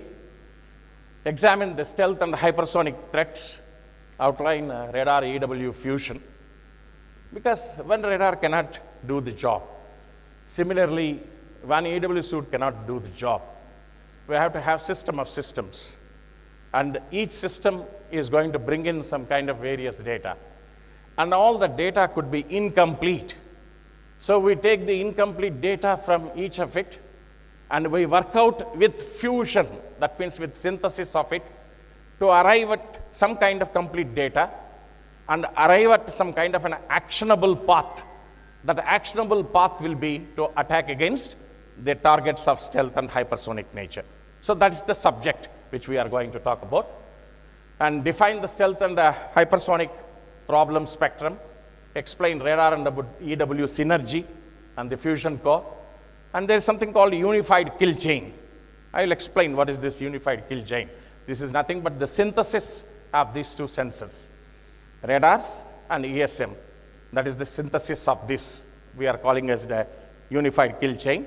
And then, of course, I bring to you various technological frontiers. We are talking about artificial intelligence, quantum computing, cloud service, and then identify strategic imperatives for Bharat.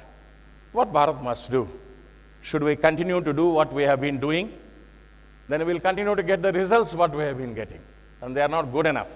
So therefore, we should just take stock, actually stop what we are doing in some form, think straight, do something radically different in order that we will be able to protect ourselves, protect the sovereignty of our nation against the targets of tomorrow, which are going to be very dangerous, and it's not going to be easy. So what should we do? What are the imperatives for us? What are the courses of action left in front of us? That's the topic. Context I have told you, stealth and hypersonics. And stealth, it denies the detection because it's basically invisible. Hypersonics, they compress the timelines. And so for Bharat, we have to counter these two. Problem statement, the national compulsion is that we can't actually sit that we have found out some radars. You tell the purpose, there is one radar available. For early warning, there are some radars. For tracking, there are some radars. For short-range surveillance, there are some radars. For long-range surveillance, there are some radars. For ground probing, there are different radars. For foliage penetration, wall penetration, there are different radars. Each radar is coming out with some kind of purpose. For air defense, there are some radars. And you mean to say that we have one radar which can actually do the complete thing? It is not that one mantra can solve all the problems, so therefore we need different radars. If there are going to be different radars, obviously the choice in front of us is that we have to make use of all these radars, have a synthesis of this, have a synergy of all this radar spectrum, and we should be able to go ahead. And the hypersonics, again the same aspect of it. National compulsion is that how is that we are going to synthesize and mix and mix basically the radar and EW and make a unified kill chain and give it to a kind of a platform. What is that platform? Before I proceed, let me explain this platform. For engaging any kind of targets, in the modern scenario, warfare scenario, we use something called C4I, but actually it is now C6 I3 star. I will explain what is 6.3. I will be grateful if you can keep the mobiles in flight mode and stop disturbing me. No distraction, please.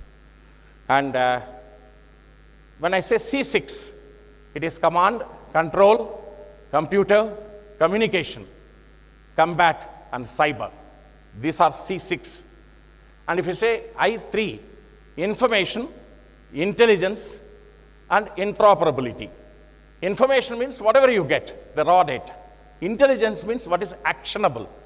And interoperability means if you have got 4 or 5 systems in a particular system of systems and platform, all must work amenably, amicably, in harmony, particularly one complementing the other, one supplementing the other, all of them work together. So that kind of an environment where all work together and sustain and produce the results, that's interoperability. So that is important. There is something called STAR, surveillance, tracking, and reconnaissance. Reconnaissance is recce. Recce is find out, surveillance is basically continuous vigilance, and the tracking. So this is the architecture which is important for any platform to engage the targets. C6, I3, STAR. So what is the way it comes? You have the sensors, and from sensors, we are going to take the data. We are going to ensure that the data is complete for us, and we are going to employ AI in the future for that. And then we get to a unified kill chain. Unified kill chain means, unified means synthesis, fusion. We are going to have the fusion of all this, arrive at some kind of an actionable data, then we give it to a platform which is called a C4I platform. I use the word only C4I here, but it could be C6I, I3. So C4I means basically command, control, computer, and communication. That is what it is. So we are going to have that C4I platform for engaging. How do we engage? If we are defending ourselves, we jam and ensure that we don't give away our presence. We use the deception techniques. If we are going to be offensive, then we are going to engage with missiles, and we are going to engage with gun mountings, that is close-in weapon systems, and different kinds of missiles, and different targets. So that's how we are going to protect ourselves. So this is the complete structure. Now we'll proceed. See, I'm setting the stage for me to go a little faster, because if I fail to define these things to you, then this entire lecture will be an exercise in futility. You will not understand. So thereafter that there will only be doubts, and after that you will not be convinced that there is some kind of a substance in the entire presentation. So I'm trying to define these terms to you so that you are comfortable and familiar.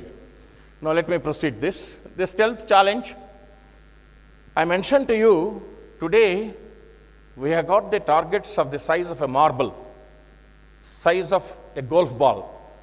We are talking about 0.0001, minus 40 dB, 0.0001 square meter. What is it? So it's going to be very dangerous. And they are, again, they are very fast, hypersonic.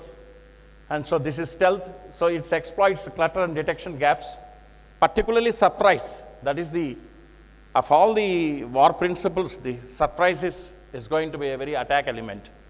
And so what is the surprise here? What is this? You don't have time to think. You don't have any reaction time. You never expected that such a tiny object in the air is ever an attacker. You are not aware. So therefore, you are not prepared. And moreover, you are not able to capture it. You will be in a position to have your reaction time, provided you are in a position to capture it. You are not able to capture it. So there is no reaction window at all. So, and you are denied with any kind of a fire controlling solution. Hypersonic, again, the same aspect of it. You have got speed, maneuverability.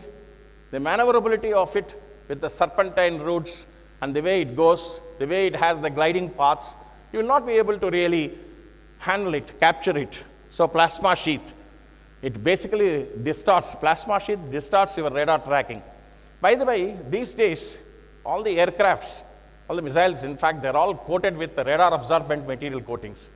They are polymer coatings, ferrite coatings, basically, various composites, ferrite composites, various polymers, various kinds of materials are available today. Material science is so advanced, basically, the entire radar detection becomes very impossible today. So not only RAM, and we feel that the target aircraft has got no edges, sharp edges, no 90-degree bends, no edges at all. It's all absolutely edge-aligned. And there are no balance. Basically, we are talking about all the arsenal, that is bombs and missiles coming out. They're all within the fuselage, actually, if you look at it, the aircraft. So if you look at it, a kind of an aircraft today, it has got a stealth. You will never be able to make out that it is a kind of an aircraft at all. That is the way it is. So that is the stealth which we are talking about, and the hypersonic threats we are talking about. It's near impossible to intercept them. Now, why do these threats matter to Bharat? Our regional adversaries have got it already. They already have it. Do we have it? Are we equipped?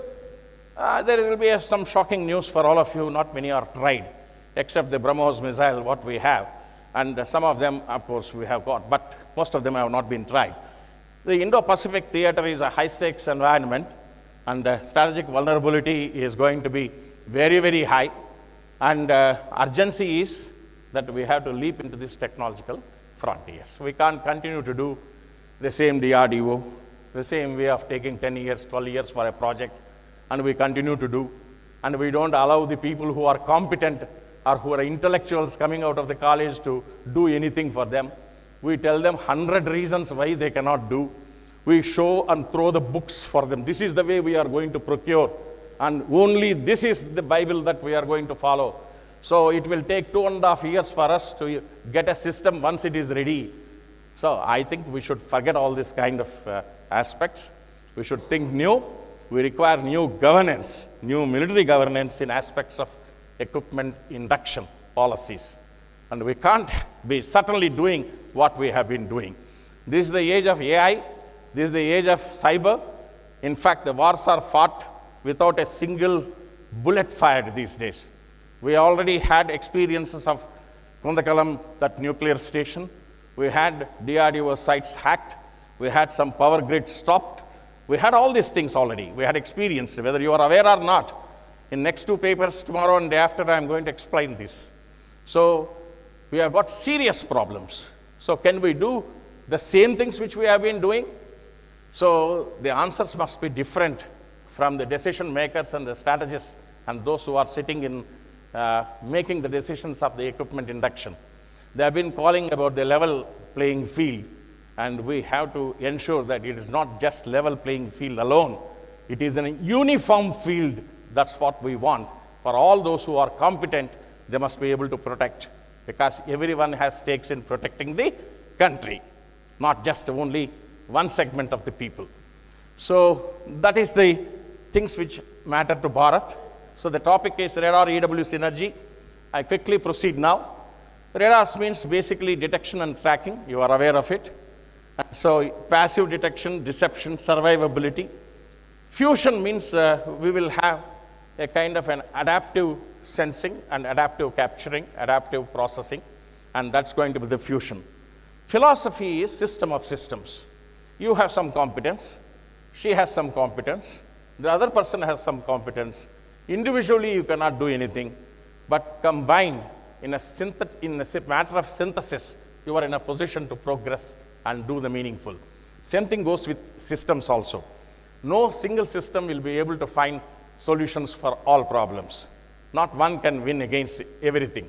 So therefore, there is a need for us to have multiple radars, and those multiple radars must be synthesized. That is the one. Next, we'll proceed to system of radars. You know that, first of all, there is an old concept is in early warner is there. When an aircraft takes off from Karachi, that we know that we are in a position to detect it 256 nautical miles away. And after that, when it comes into the tracking range, we are able to track it. Once it comes into the tracking, then we are able to pass the designation of a target designation to a kind of computing platform. What is the target designation? I just want to share with you. When any target is there in the space, you got range bearing elevation, we got range and azimuth and elevation, which we talk about. These 3-dimensional coordinates are given to a kind of a computing system, and that will actually transfer them into 2 parameters. What is the course of the target and what is the speed of the target, course and speed. That is computed from time to time, and there is a fire control computer, and from there we give it to a kind of an algorithm which predicts its future position, and then we give it to a gun mounting or a missile system, depending upon whatever is competent to engage that particular target. So that's how we have been doing. So, but here we cannot do all those things. That kind of reaction time is not there. This early warning is meaningless today in this kind of battle concepts today. What is early warning? You are able to see it just as close as this. There is no time. Where is the question of early warning? Because you have not been able to capture it by the radars. If there is a sea skimming missile which is going on over the sea at a very low height, and it goes up with the wave, down with the wave, it is sea skimming, you can't capture it on radars. Where is the question?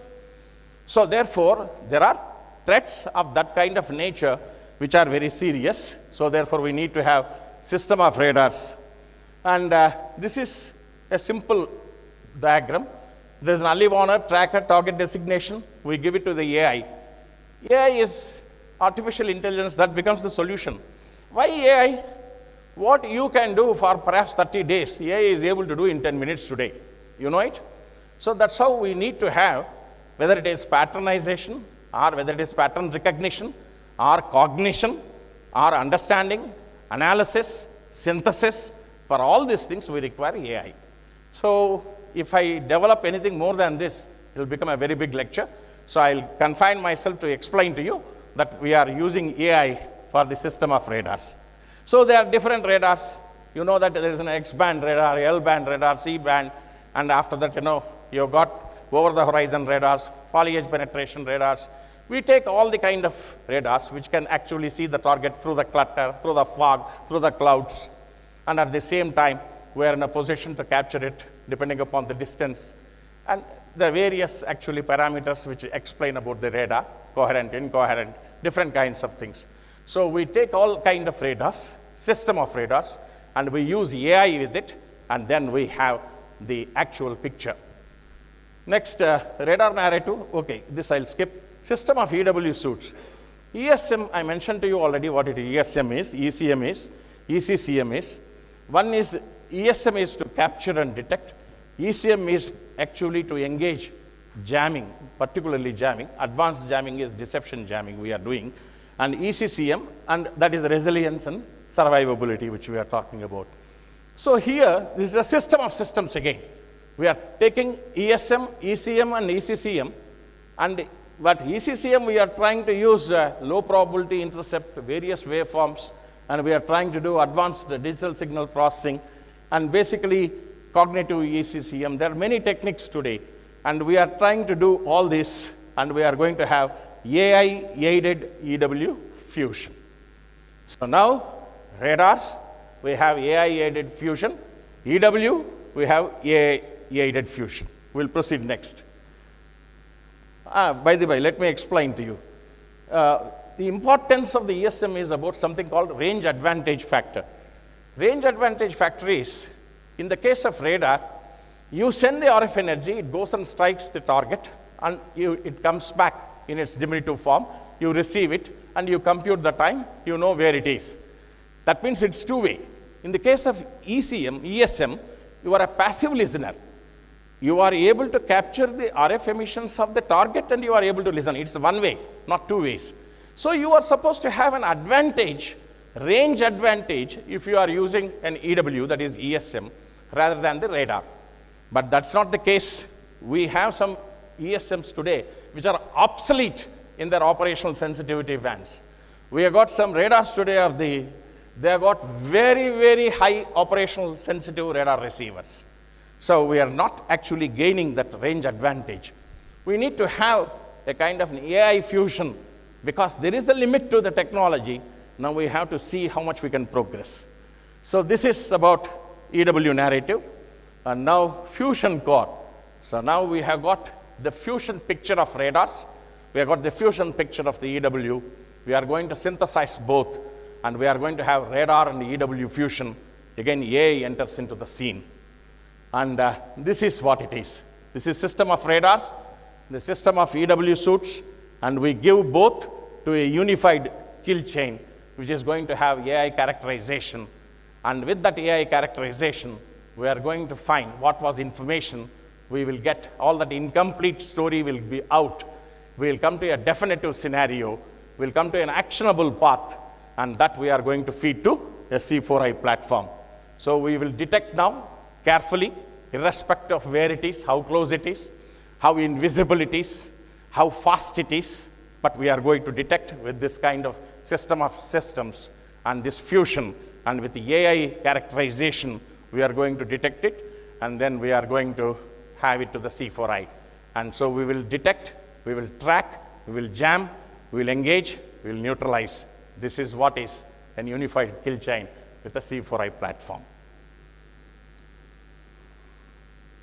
This is the final, the kind of thing. Now, there are many ways how do you do fusion. When I say system of radars, can you keep all the radar systems in one place? Is it possible? It's not possible. They have to be distributed, dispersed somewhere. Same way EW suits, they have to be distributed, dispersed somewhere. That means in one place there is one radar, in another place there is one radar. How do you do the fusion? You have got the methods of doing it. We have got nodal computing, we have got cloud computing, we have got platform integration. There are many principles. I am going to explain one by one, just by one diagram. I'm not getting into the details because this is not some master class. This is only a talk to explain what is the danger, how are we going to overcome that. So this is, C4I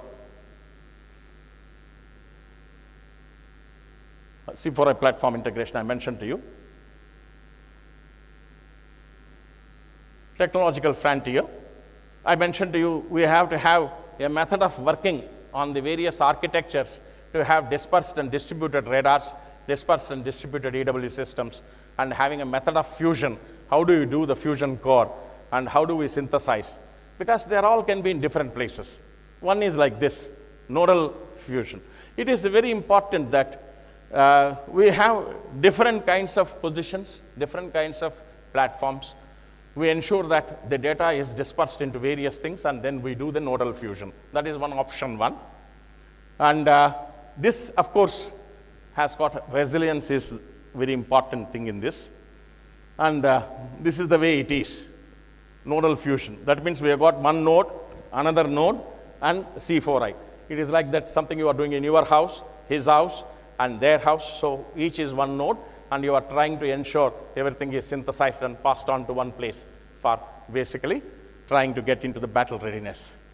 And cloud-centric fusion. That is, everything is uploaded to the cloud, and you are in a position to ensure the data is derived. This is very often followed in the IT sector. So cloud-centric fusion.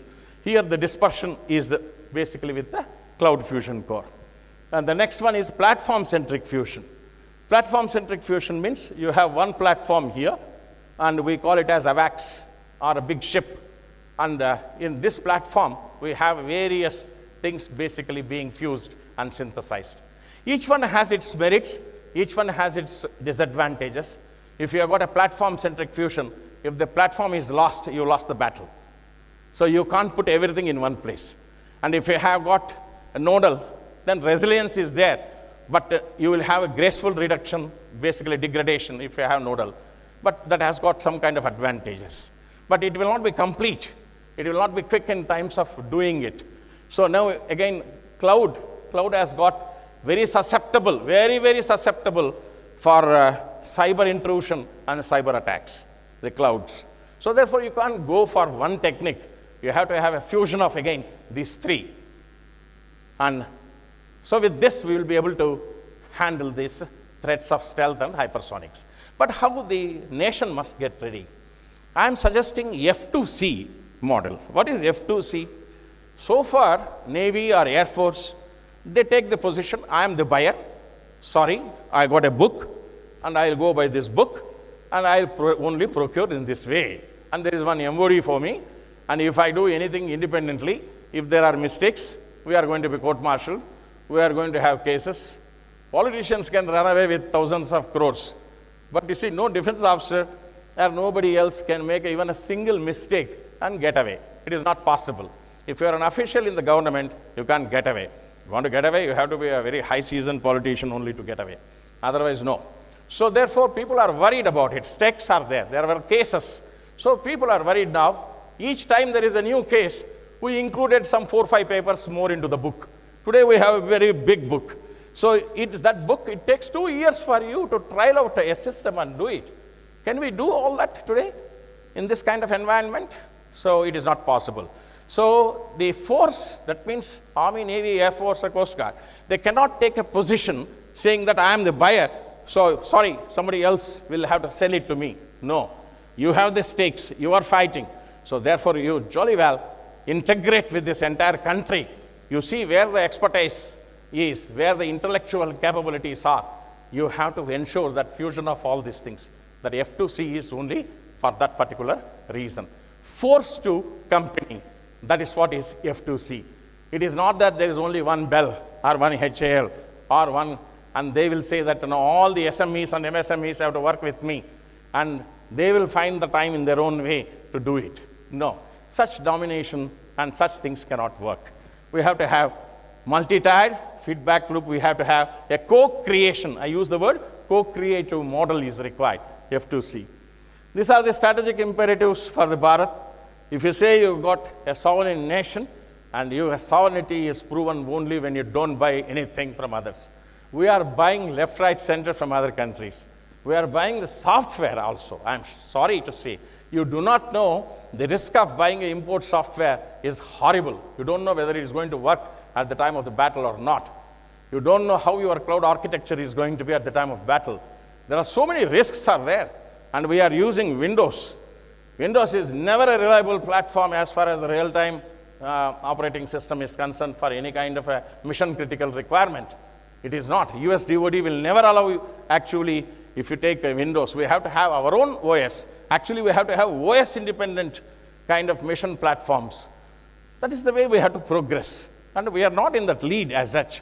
We are still dependent on somebody is going to give us some software and we'll put it inside. No, that is not going to work anymore, life. Tomorrow and day after, it's a cyber war readiness. That is in the digital battles. And the third one, AI in the battlefield decision making. There are 2 more papers from me, and they will add to this particular thing. How they add, I'll finish it with my last sentence. So this is strategic imperatives are there. So sovereignty, institutionalizing the F2C, investments have to be different. Even the forces have to come. There have already been some programs with joint DRDO, joint Navy, joint Army DRDO, joint Navy DRDO, like that. Even the Navy has to do with the private sector. There is no option, according to me. And dual imperatives, defensive, offensive, I mentioned to you already. Atmanirbhar Bharat. If you are talking about Atmanirbhar Bharat and raising the standard definition of sovereignty, then we have to have importer to innovator, buyer-seller kind of an understanding to force-to-company partnerships, indigenous radar EW solutions for survivability, and export potential we need to have. I want to tell you, if you are serious, your product must be bought by somebody else outside. If you are able to see, as long as the husband is eating the food the madam makes, and he says it's very good, you see, both of them are very happy about it. Some guest like me goes and says, I'm sorry, there's something seriously wrong with your diet making. Then there will be a problem. So the quality is something I want to suggest to all these MSMEs, SMEs, you are good, provided you get an export order on your export. If you don't export, you don't know what the quality is. Very clear. The quality, what we talk within India, quality when you export, particularly to countries outside, there is a great deal of difference. So we need to build in that kind of quality. So export potential is required. And conclusion, I'm coming to the last slide. Stealth and hypersonics they're not fiction, they're existential realities. It is not fiction that we are not capable. We have got some problems. We are not in a position to handle the stealth and hypersonics. And so the answers are radar and EW fusion. We have not done it. We have to do it. Youngsters are there. They have to come forward. Force to company leadership is required, and then only we'll be able to do. So the spirit of the paper is raise the talk of Atmanirbharta. Don't keep on saying this. Don't keep on talking about moksham, moksham, I want moksham. Fine. Listening to one guru, off and on reading one sloka in Bhagavad Gita is not going to give you moksham. You have to be a sadhaka. You have to have that spirit.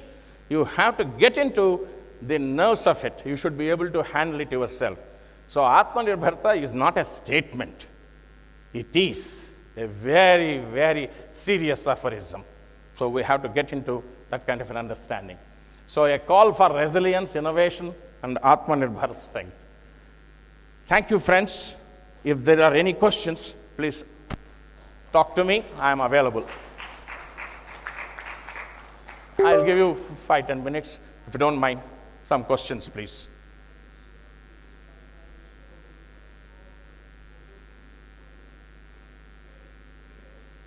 Innovator to maker, correct.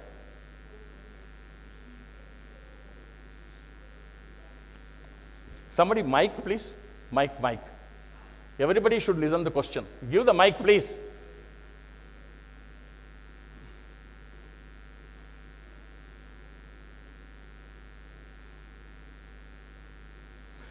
Friends, if you are not able to ask for any reason, you can reach me. My cards are here. Take it. Please kindly write to me. My profession is radar, EW. I was in joint EW boats, and I spent a long time in indigenously contributing to the design, development, and installations and making of the EW systems. Radars, I think I am known in the nation for the radars. Yeah, you please kindly ask the question. So you can reach me.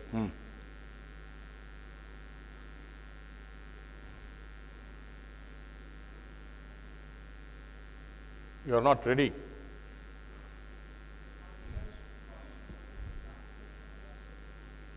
No, you tell me, I will tell the question to them. Okay, you explain to me the question. Hello.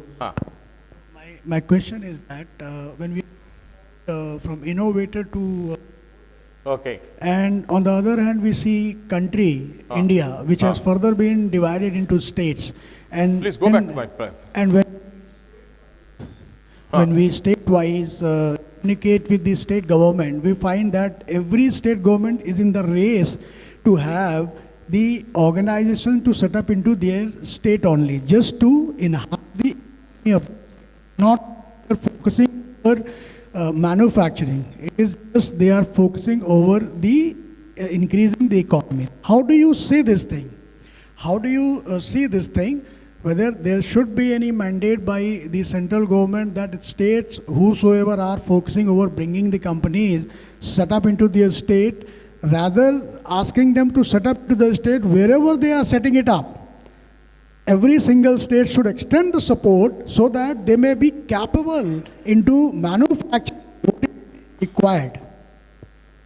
Oh, this is the slide. See, very valid question.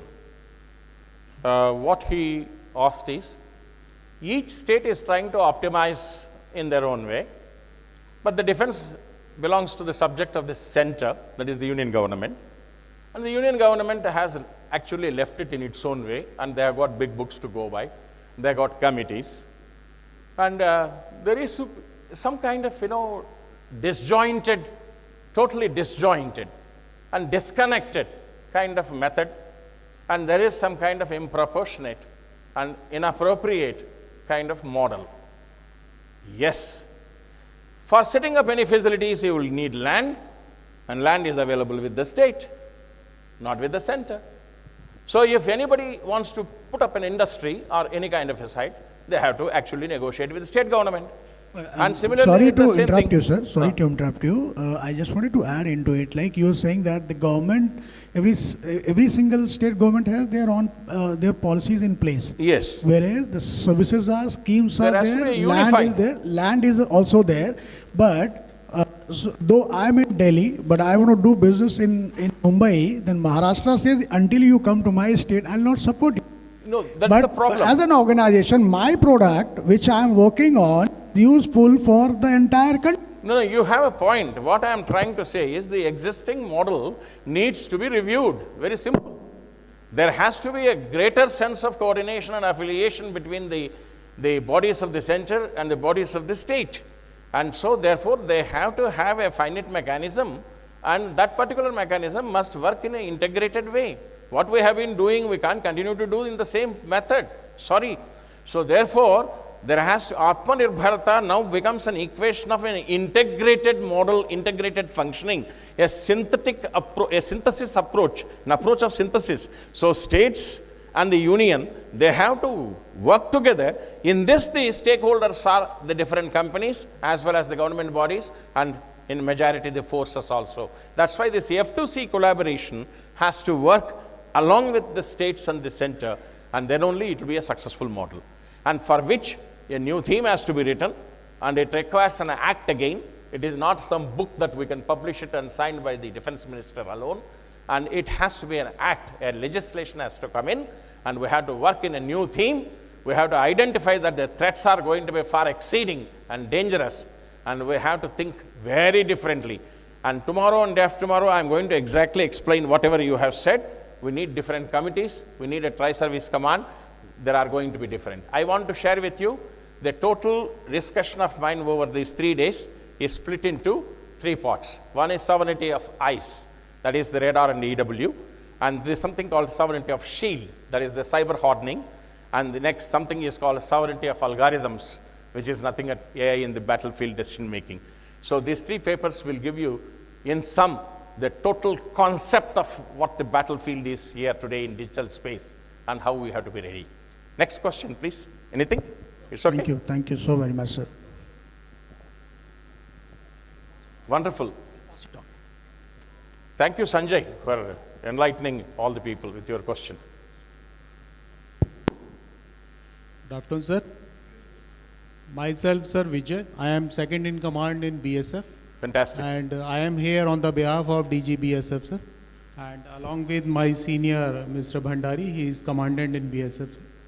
Before you start, BSF is very close to me. Sir, I was an advisor to BSF also. Sir, I did a lot of modeling for the border management. For the last project of yours, composite integrated border management. CIBMS. Yes, CIBMS. Sir. I worked with it in Tekkanpur. Sir. And Mr. Rajiv Krishna and all are very, very close to me. Oh. And I got all my honors to BSF. Please now proceed. Sir, thank you so much. Recently, I was posted at BSF Academy, Tekkanpur, sir. Very good. Now we are posted. You are in Tekkanpur now? Sir. Gwalior. No. Sir. Okay. Recently we are posted at Odisha, sir. Very good. Please go ahead. In Naxal operations, sir. Yeah. You talked about the quality, sir, within India or out of India. As a user, definitely I will go with the best quality. But I think there will be a restriction of the budget. And the MSME or SME, I think we have to compromise with quality according to budget, or government wants this, or not exactly the department, it is the government. We are talking about the Atmanirbhar Bharat in reference of quality. We will. No, you are very right. I got your point. BSF has got. No, you are right. They know why. I want to share with you one IG of theirs. Sir. He was mentioning to me, let me have long distance binoculars, about some thousands of them, rather than having electro-optic system for me, which is going to be very costly. Then I said, fine, very fine. Let's recruit 50 10th standard boys rather than recruiting one PhD man. Will it solve the problem? Will it solve the problem, please?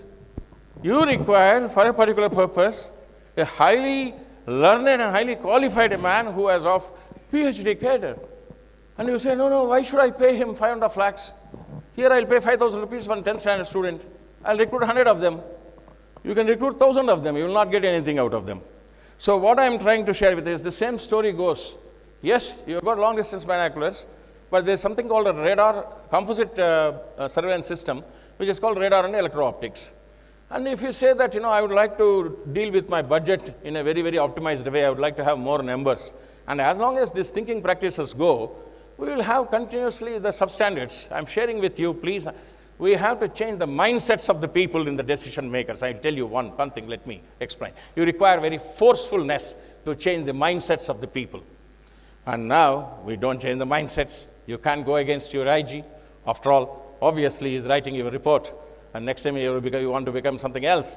And if you protest against him and you are going to only earn his displeasure, we are scared in India. I want to share with you, stop being scared. Put your point forcefully. Have learning. Let your knowledge be with you when you talk to the people.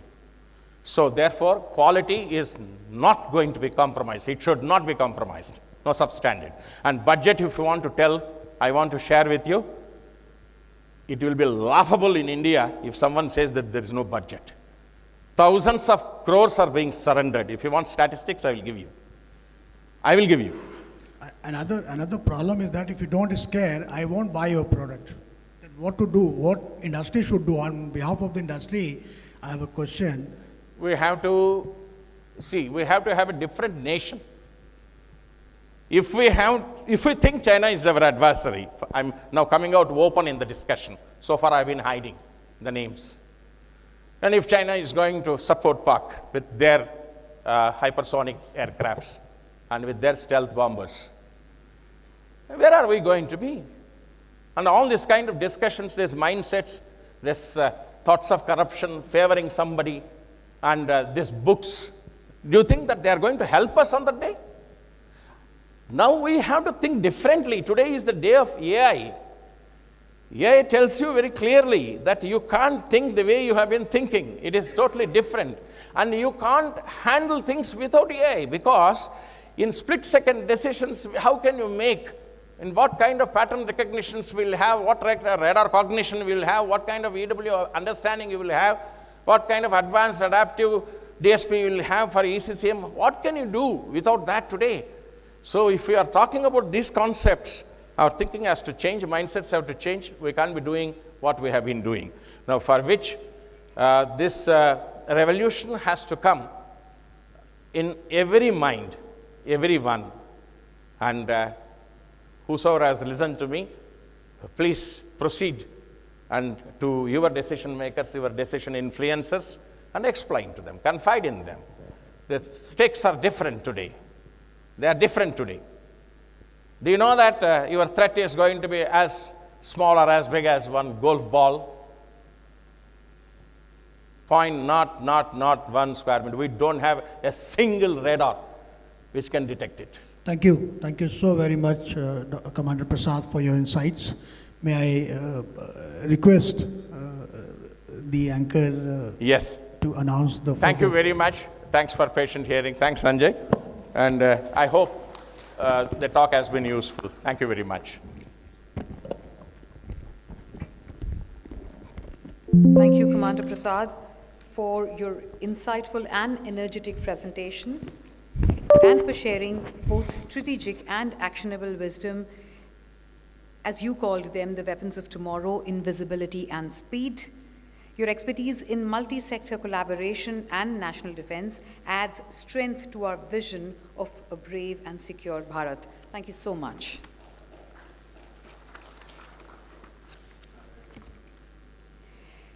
May I have the pleasure of inviting Air Marshal G.S. Bedi, retired, former Director General, Inspection and Safety and Air Advisor at the High Commission of India, London. Mr. Bedi, inviting and requesting you to share your valuable insights with us. Let's welcome Mr. Bedi with a huge round of applause, ladies and gentlemen. Good afternoon, ladies and gentlemen, and thank you very much, Mr. Sanjay Singh, for giving me this opportunity. You've just had a very passionate and powerful session, and I think Commander Prasad had employed some radar to see what was in my mind and what was I going to speak. And, you know, he's covered a very wide canvas on what multi-domain operations are and, you know, what it involves. Now, I've been a warfighter in the sense I took part in Operation Kargil, flew 25 live missions as a very young officer. Subsequently, had contribution in Balakot operation with some planning, you know, held some appointments where which, you know, carried out, I was, you know, Assistant Chief of Air Staff Offensive Operations, where I procured armament, you know, very niche quality. So why I'm saying is that what I am going to do is I am just going to make a few points, my point, and that is why there is no PowerPoint, okay? And I also understand that, you know, now I don't have to only compete with post-lunch lethargy. Speakers nowadays also have to compete with jokes being forwarded on WhatsApp. You know, I have to make it a little more interesting, you know, than your WhatsApp forwards, so that you just listen to me. Okay, now I gave you that context that I understand a little bit of both sides. You know, now I retired for about 3 years after 40 years in the Air Force. I understand what are the compulsions and requirements of the system, and I also now see it from the other side, that what are the compulsions of the industry. And the whole idea of you know, coming all the way speaking here is if we can evolve some kind of synergy so that, you know, India moves a step ahead in the right manner. Now, why India needs multi-domain operational capability? Because we face multi-domain threat. You know, we face threat in land, air, sea, the conventional threats, and also cyber and space. Now, all these things have been adequately, covered since morning. The central point in all this is that while we develop capabilities, we are not developing capabilities just as technology demonstrators in isolation. What you need is, you need rapid response. That means when there is a threat, what does a threat need? Threat needs a rapid response. So is your multi-domain operations or is your synergy in all these domains going to give you rapid response capability? When we talk of synergy, now you need synergy amongst services, all right, land, air, navy, army, navy, air force, they need to have synergy amongst themselves. Then there is a, synergy required between government and civil, or, what we call public-private kind of synergy, that what is the requirement of private sector or what is the requirement of government? Do they both understand each other, and is there a synergy? Interoperability is required between humans as well, not only in machines. We are not talking of two different equipments and say, can they operate together or not? There is interoperability required in human beings, that is your political system, your political leadership. Is it in sync with your military leadership, and both are they in sync with your industrial capability? This is what needs to be done. Now, as far as synergy between services is concerned, it is traditional, right?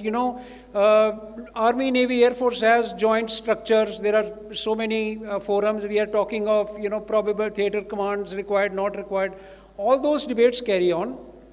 But there are new capabilities of cyber and space, which need to be looked at, because these are new fields. And I will just, bring out certain aspects, some things which probably have not been talked about in detail, though they, all have been mentioned. Now, we've talked a lot about AI, AI in decision making, AI, Commander Prasad just told you that, how important this is. But now, when we talk of AI, and I was discussing with Dr. Raghav Ram is here, they are working on AI, and I think, lady looked at him when you said there is a very thin audience here, right? You didn't look at us. So what I'm trying to say that, AI feeds on data. I sitting in the aircraft, flying at Mach 1.5 or 2 speed, whatever the aircraft can take, single cockpit, okay? What do I have? I'm looking at my radar scope. I'm gauging which enemy is where. I've got weapon systems. I'm looking at my ESM equipment. I'm seeing which missile is being fired at me, single-handedly, with brain. With what capability? My training for 40 years or, 20 years, whenever I fought that 20 years of training has gone into it, that I can think with my brain quickly with whatever capability is there. This AI, when it's going to think for you and give you decision making, it also needs those data points. It is not some magic. It's not going to work on magic. It's going to work on data points. The point that I'm making is that are we ready as services to feed in all those data points into the AI system which is being controlled by some foreign vendor? Or do we need our indigenous AI system before we task AI system to take decisions for us? If I want AI systems to take decision for me, I am sitting a commander controlling battle, I have 20 airfields and 200 aircraft deployed and some 1,000 bombs and missiles at various places, and now I want to take a decision, which aircraft should I launch from which base with what weapons against this kind of enemy threat.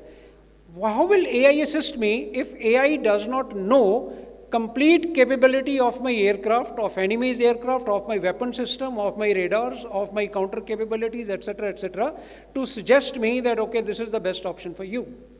So till we reach that point, okay, we need to work a lot. We need to develop our own systems. I mean, China has developed. Now, if China we consider is serious about these things, then they've thought of developing their own AI system. Okay. Similarly, we need to rise beyond, probably data specialists or, just by the large number of software professionals. 2 million STEM graduates, India produces every year. 2 million is a long number. And like we say, a lot of people are saying that probably this H1B restriction couldn't have come at a better time, because we are thinking of retaining talents, and this indirectly may probably help us. Now, from there you transit to cyber.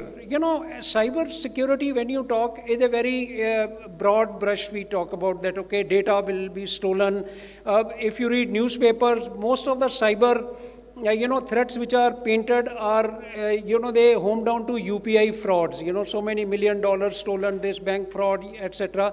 Whereas I personally believe that these UPI frauds, etc. are not cyber threats. They feed on your greed. They are feeding on greed of people who want to make quick money, and they are stolen. I mean, there is no cyber operation involved. Yes, there is a mobile phone involved, there is a computer involved.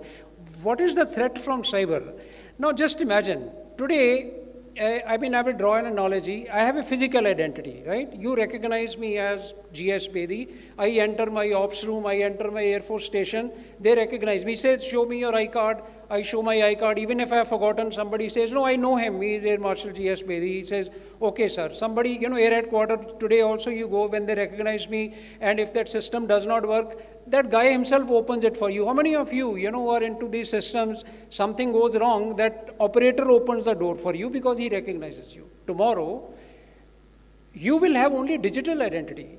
Gone are the days where anyone will probably recognize you, because you may be heading to different places. Tomorrow's warfare, when the balloon goes up, they say, the soldiers may not be heading for border. The soldier may be heading for the nearest cyber cafe. That is how the war is going to play out. Now, if I have an ops room which only recognizes me digitally, I have to log in with biometrics, I have to have my retina, I have to have, authenticate on the database available. And if that database is hacked and I am denied entry into my ops room to plan my operations, or my workforce is denied entry because they couldn't log in with their biometrics because the data has been compromised, somebody has hacked it, you have, digitally murdered people. I say this is a digital murder. And even if it takes half an hour for you to reset things, the enemy has gained crucial half an hour, which may be too costly.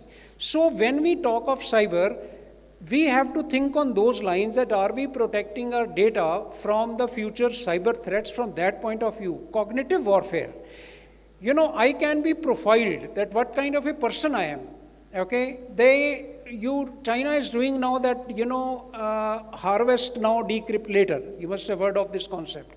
They couldn't care less if they can't decipher data now. They are just continuously gathering data, whatever, whether it is, gibberish or whatever it is. When the quantum computers come, the computing power will be so high that they will be able to resolve it. Nowadays, your data is protected by your standard RSA algorithms. Shore's algorithm is already there, which can, defactorize very large prime factor numbers which are protecting your data. But what happens is it needs large computing power, that is quantum computers. Moment they come tomorrow, your data will be hacked. Now you profile people, there is a, bunch of young fighter pilots in a squadron, you profiled all of them. I belong to, a village in Amritsar, somebody belongs to, Visakhapatnam, somebody belongs here.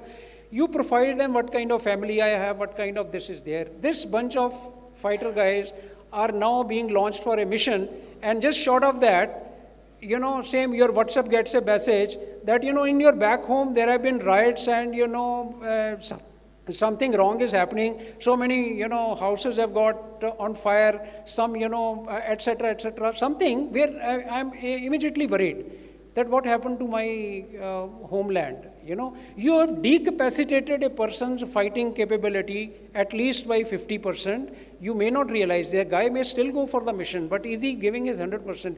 It's a very, very serious threat. So unless you protect this with some kind of post-quantum application, post-quantum cryptography is in use, but I don't think are paying much, cognizance to it, because what is happening now, the military or the services are feeling very secured because they operate on symmetric network. You have AFNet, you have Akashtir, you have ISCCS. They say, okay, we don't talk to the outside world, we are secure. Yes, you're secure because you are not talking anywhere else. It's a symmetric network. You understand what symmetric network is. Problem is when it goes asymmetric, means you have to send your keys through the medium of, networked, okay?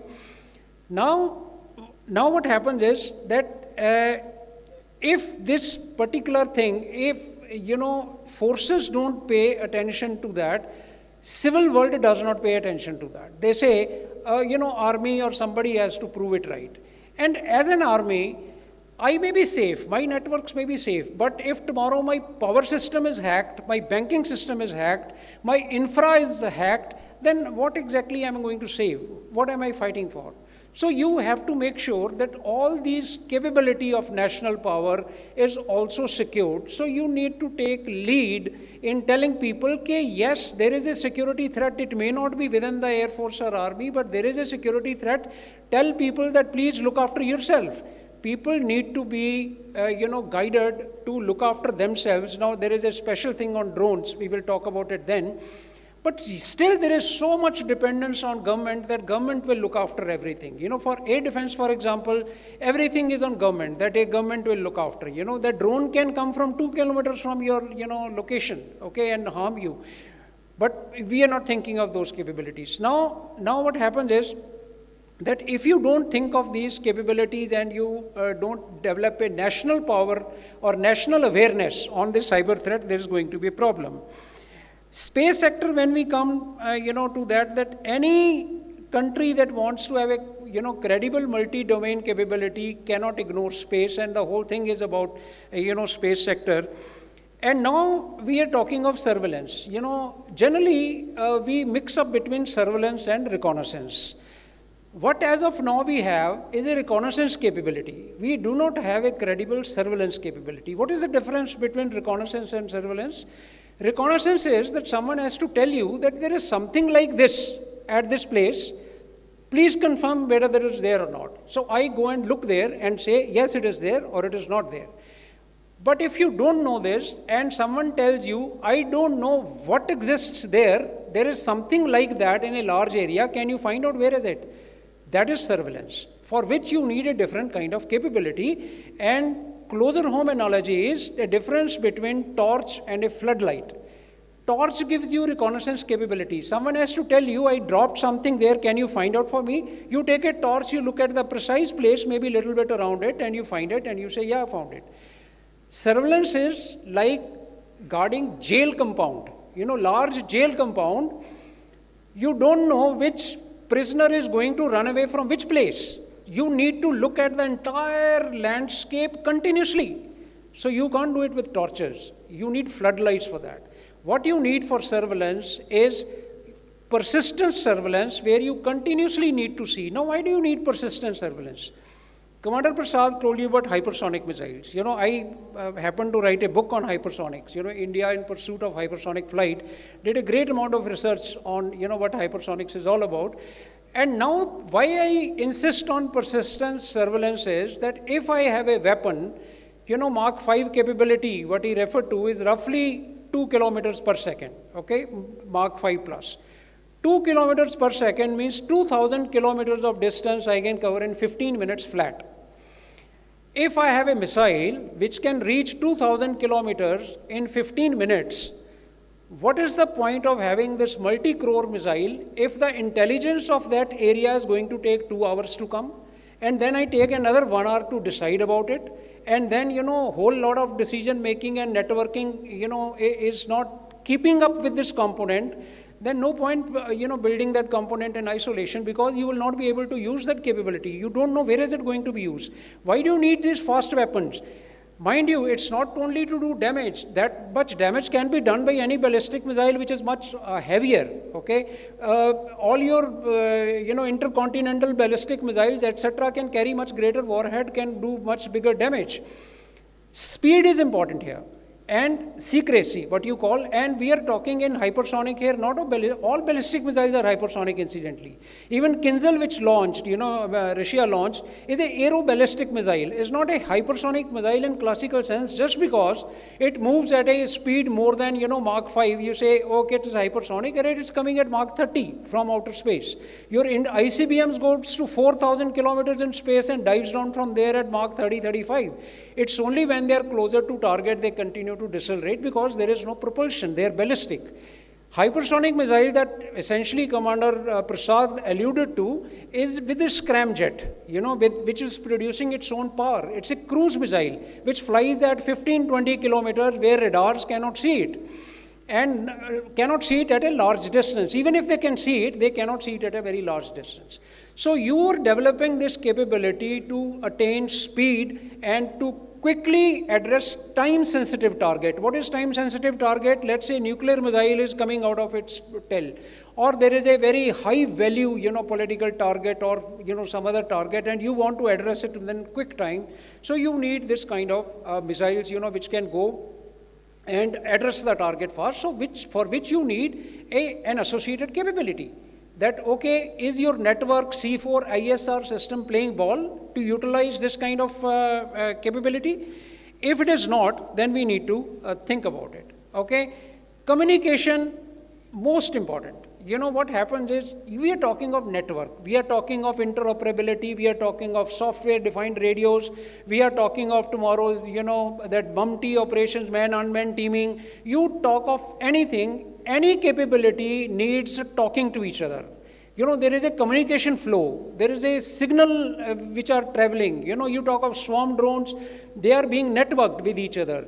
Now, if this network is not secure, if your communication is not secure, if your data flow is not secure, you are not going to have this capability just because you tested it once. Any disruption in this capability in communication network is going to bring it to absolute zero capability.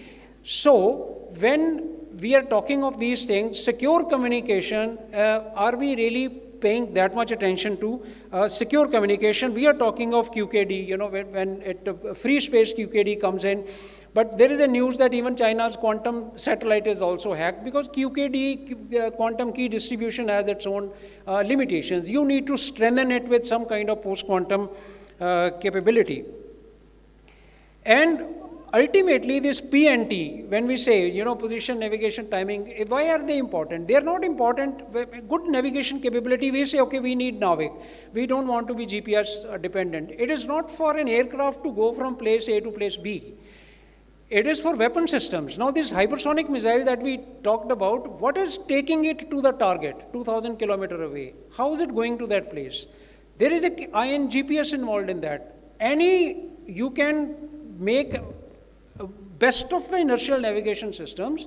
By laws of physics, they will drift, because accelerometers do not work in an ideal way. Your gyros may not work in an ideal way. Yes, drift you can control, but they will drift. And even if you have terminal guidance systems, in terms of DISMAC or, thermal imaging, if this weapon system has not reached within the field of view of that, terminal guidance, it is not going to see what it is supposed to see. So it is inertial navigation which is being updated by GPS continuously. BrahMos, for example, when works on IN GPS, it is your inertial navigation system is being updated by GPS. If tomorrow your GPS signal is denied, okay, and your inertial navigation system drifts, you would have lost multi-crore weapons for the want of guidance. So what we need to do, if we need an in-house PNT system, it's very, very important. It's not only, for, like I said, for a aircraft to go from place A to B, it is to have accuracy, the desired accuracy of your very, very, expensive systems. Okay, now talk came on this defense corridors, etc. The government, state government subject came. Some things I just picked up off the cuff. We are building defense corridor, UP, Tamil Nadu, Andhra Pradesh, everywhere, but somehow I feel that the model of defense corridor has been picked up from industrial corridor. What did industrial corridors did? They free bijli pani, okay, we will give you some shops, okay, we will charge you less electricity bill or no electricity bill, free water, free accommodation, free this, free that. Defense corridors, unfortunately, do not work only on this. Defense corridors actually need to be in such a way that they enable your capability. If I'm an anti-drone manufacturing company, where do I go and test my anti-drone capability? Can anyone say? People in, Haryana, Gurugram, around Delhi, a lot of companies want to do that. They bribe people, they go to some fields, there are anti-drone laws, they can't test it openly. So why are these capabilities formally not developed and provided? Yes, defense corridor needs to be like a diagnostic center. I cannot afford every test, equipment myself. There are no test rigs in India, for God's sake, for any high tech. We are developing engine, Kaveri engine, and we do not have the engine testing rig in India. Every time you increase 1 kilonewton thrust of that engine, you need to run to Russia to test it further. That is another reason why this is delayed. So defense corridor, now if we are, 50 startups out of this, does everybody has a test rig capability or fine capability? No. So where are you testing these equipments? There needs to be a kind of, like every hospital, if I am a simple doctor, I can't have the full diagnostic capability with me. I am just going to prescribe you test and you get it done in diagnostic center, which is serving 100 hospitals. So government needs to build these test facilities for these, startups to thrive, so that it doesn't have to invest or spend too much money on these simple things, which everybody can use. These are the lines, we need to think about. And innovation versus quality, I think this debate will always continue that, what do we need? Do we need the best quality? The way we are going towards self-reliance, I think we are experimenting with that. We started in a very rudimentary way. Your measure of Indian content was very, very rudimentary. You said, okay, it will be by cost. If something costs X amount of rupee, how much of that is import? By cost, okay? And what did it do for quite some time? We were indifferent to the fact whether that import is out of luxury or compulsion. If something was not even made in India, was there a choice to import it? Now, if I import something worth 100 rupees and I wanted to compete with the DAP, the default price of that product became 200 rupees if I even wanted to enter the tender. Because now 100 rupees I will cook up somehow to show that it is Indian content, because 100 rupees it just cost me to import. Even if I want to sell it at 150 rupees, the government will not allow you to sell it at 150, because now your Indian content is 50 rupees and import is 100 rupees. So it went great rigmarole, and now I believe we have improved systems. But I think what we need to do is, people need to go collaborative way. Drones, when we say, why I'm giving example of drone, it's easier to fathom, because not everyone is making hypersonic missiles, everyone is making drones. Everyone is making full drone by itself, because government wants every company to supply full drone. He said, do you have a drone? Nobody is buying propeller only, or ECM, or the motors, or some other autopilot or something. I think if industry collaborates, that everybody doesn't have to make anything, anybody can assemble it together, government itself can assemble it. Your scales will go up. You may not be able to sell 1 million drones, but you will be able to sell 1 million propellers. So if I am one industry which is making world-class, good propellers, everybody will buy that, okay, and your scales will go up. You need to be dual-use technology, that people, that both, it is for military use as well as civil use. And yes, you need good quality, but if I need to reach that good quality, you cannot start from good quality. You will have to start, just because I look at a PhD guy and my child is born tomorrow, can he do PhD straight away? He will have to go through those classes, 10th, 12th, everything he will have to do. He is very brilliant, he may do 2 classes in a year, but there is no choice but to go through that. We have an advantage that we have a delta already available where we can start from a very high end, because we have the technology available.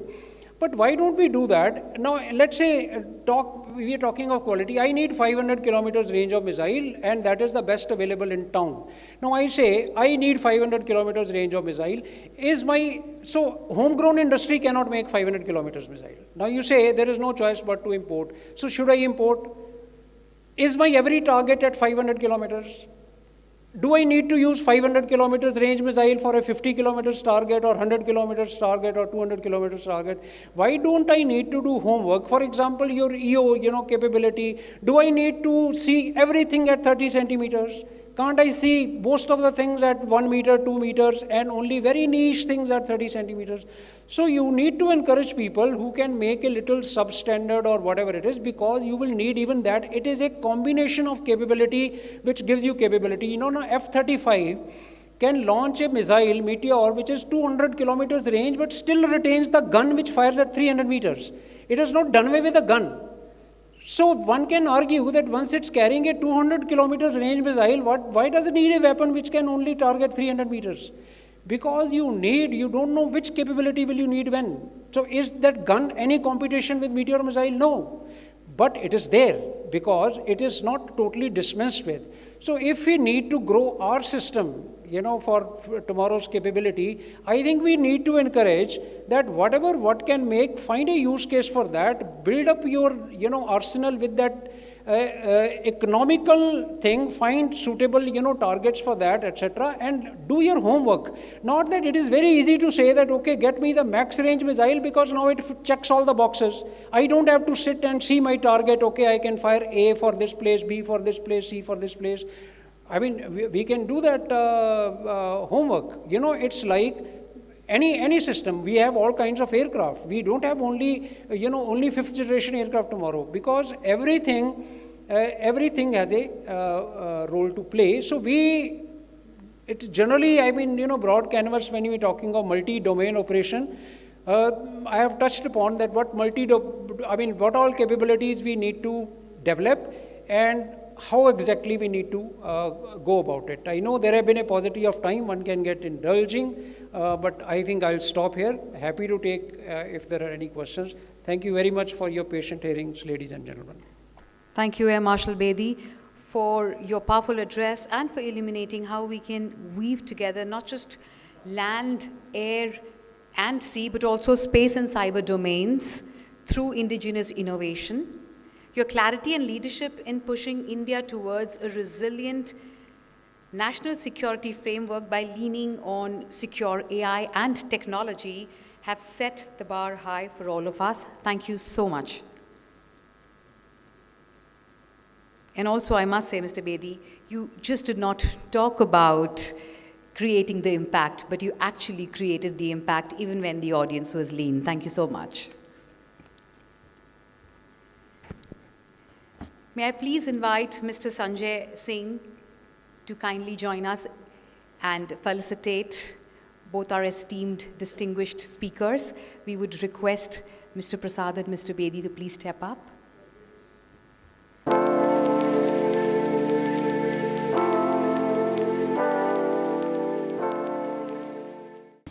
Thank you, gentlemen. We have a quick announcement for all the awardees from the morning section. May I request all our awardees to kindly connect with Major Sunil Shetty from MyStartup TV, as they would like to record a short sound bite of your journey and achievements. Mr. Shetty, a show of hand, all the awardees if you're present here. This is Mr. Shetty. Please, Major Shetty, I'm sorry. Please connect with him for your sound bite. Thank you so much. So ladies and gentlemen, now we move to the second plenary session of the day, this session titled Aerospace and Outer Space Technologies, the New Frontier, focuses on current landscape and emerging technologies in aerospace, defense, and outer space, and explores their profound impact on national security. We will hear from distinguished leaders about innovations, challenges, and the transformative role of technology in securing our nation's future in air and space domains. So to get started, may I please invite our first speaker, Shri A.M. Mohammad Jalaluddin, Business Development Head, Genevs, to join us on stage. Mr. Jalaluddin, looking forward to see you on stage with us. So Mr. Jalaluddin will join us soon. I would like to invite our next speaker. We would be honored to welcome Group Captain MJ Augustin Vinod, VSM, retired CPO and co-founder, Amos Aerospace and former fighter pilot, Indian Air Force, to the stage. Do we have Group Captain MJ Austin Vinod with us? Sure. Okay.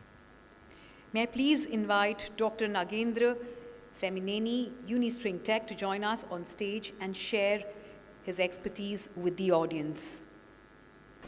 Good evening all. I'm Dr. Nagendra Babu, Managing Director of Unistring Tech Solutions Private Limited. So we are an electronic warfare company. So this company is being headed by me and Mr. Raju. So we both are ex-DRDO scientists. So we are a 500 plus people company. We are working on building the indigenous anti-drone systems. So Gen Technologies is an investor in our company and is the major stakeholder. We are technically a subsidiary to Gen Technologies. So through Gen Technologies, we have been supplying the counter-drone systems to the Indian Armed Forces. We have supplied about 50 systems to Indian Air Force and then about 20 systems to Indian Army. The systems have been recently used in the Operation Sindoor also very effectively at various bases.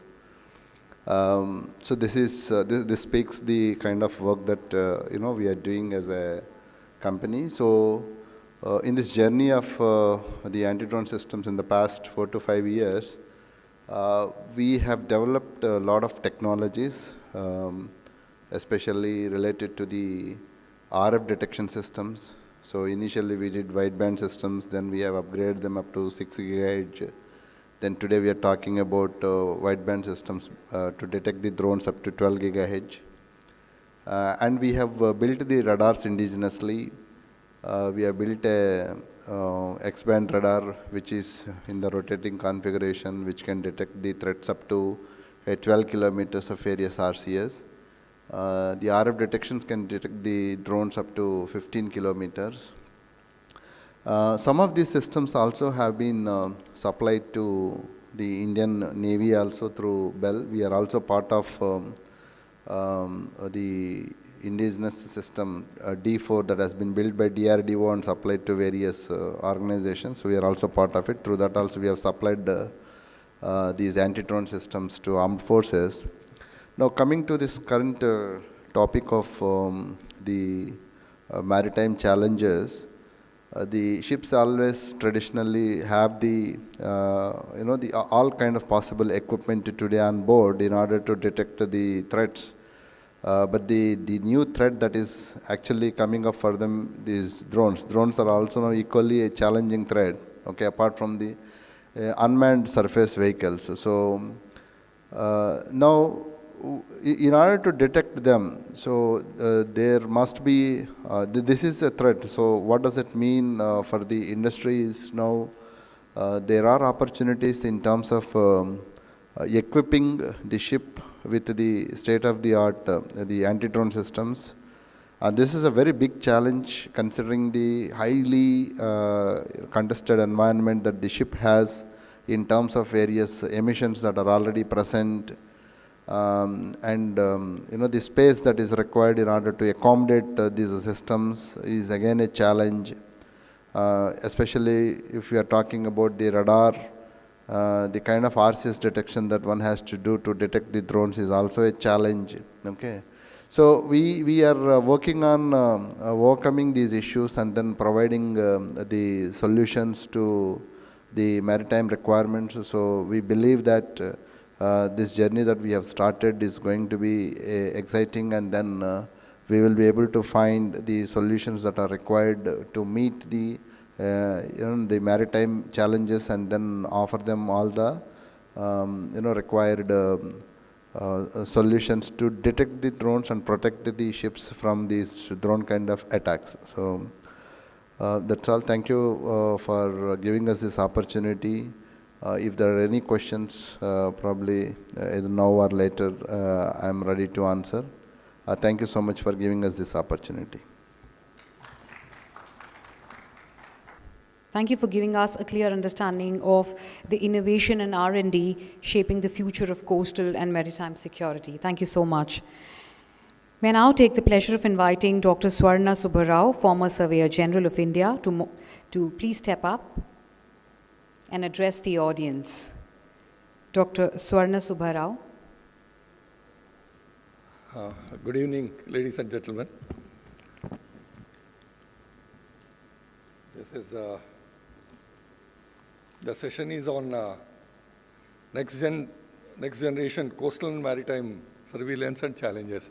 Actually, this is more a defense topic, but along with it, there is a very strong civilian component that is involved. Probably that also should be, what I say, taken care. That is one area where, what I say, I can give you some information with some kind of an authority, because my PhD was on this only. I studied the AP coast, and I have seen in that my study was on the AP coast. What happens on the coast, what kind of challenges it faces from the inside and from the outside also. Now the maritime challenges are totally defense oriented, but here maybe there may be an area where they may merge also. In the sense, the challenges that we have with respect to the coast is that, to simply put it, the activities that take place on the hinterland of the coast, a little inside of the area of the coast, they are also causing severe damage. They cause severe damage. It is established through various studies. That is number one. And then because of that, the entire ecosystem is also changing. And coming to this, on the civilian part, I think beyond that I can't say, because if I go into the human activities, it is a very, vast subject. We can discuss, what kind of activity is going to cause what kind of effect on the coast. All these things are studied and established, and unfortunately, we have formed a, ICZM, Indian Coastal Zone Management Policy, but little action is being taken on that side. Now coming to the threats from on the defense part of it, one of the points which I would like to highlight is that, the coastline of India is also the international boundary. Okay. The threats we have on the coast are we have to take very seriously, for the reason that, one is it is international boundary, and secondly, it is so long. I think we have 9,000 plus kilometers of the coastline for India. We have covered, Survey of India has done, this is an information probably the armed forces people can use, is that we have covered the entire coast of India, which is coming to 9,000 odd kilometers, okay, in a very large scale mapping.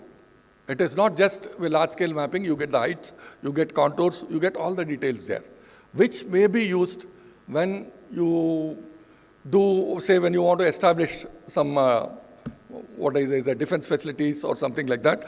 That is very useful, that data is readily available today. That is number one. And then,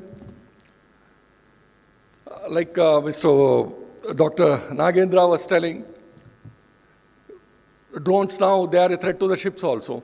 The drones, from the day they have come into the existence, I think they were a threat to the society.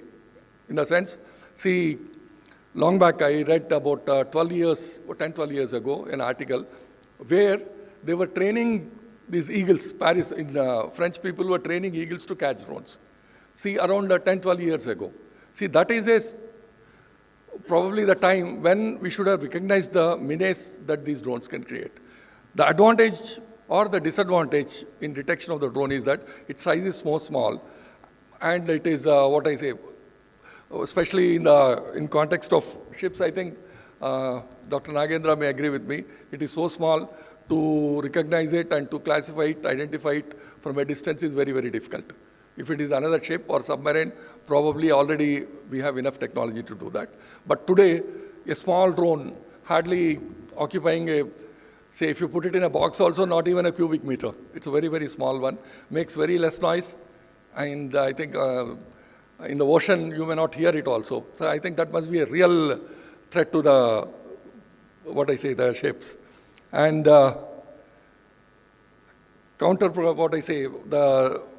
if we can come up with this, anti-drone mechanism for that, I think that is the need of the hour, in a way.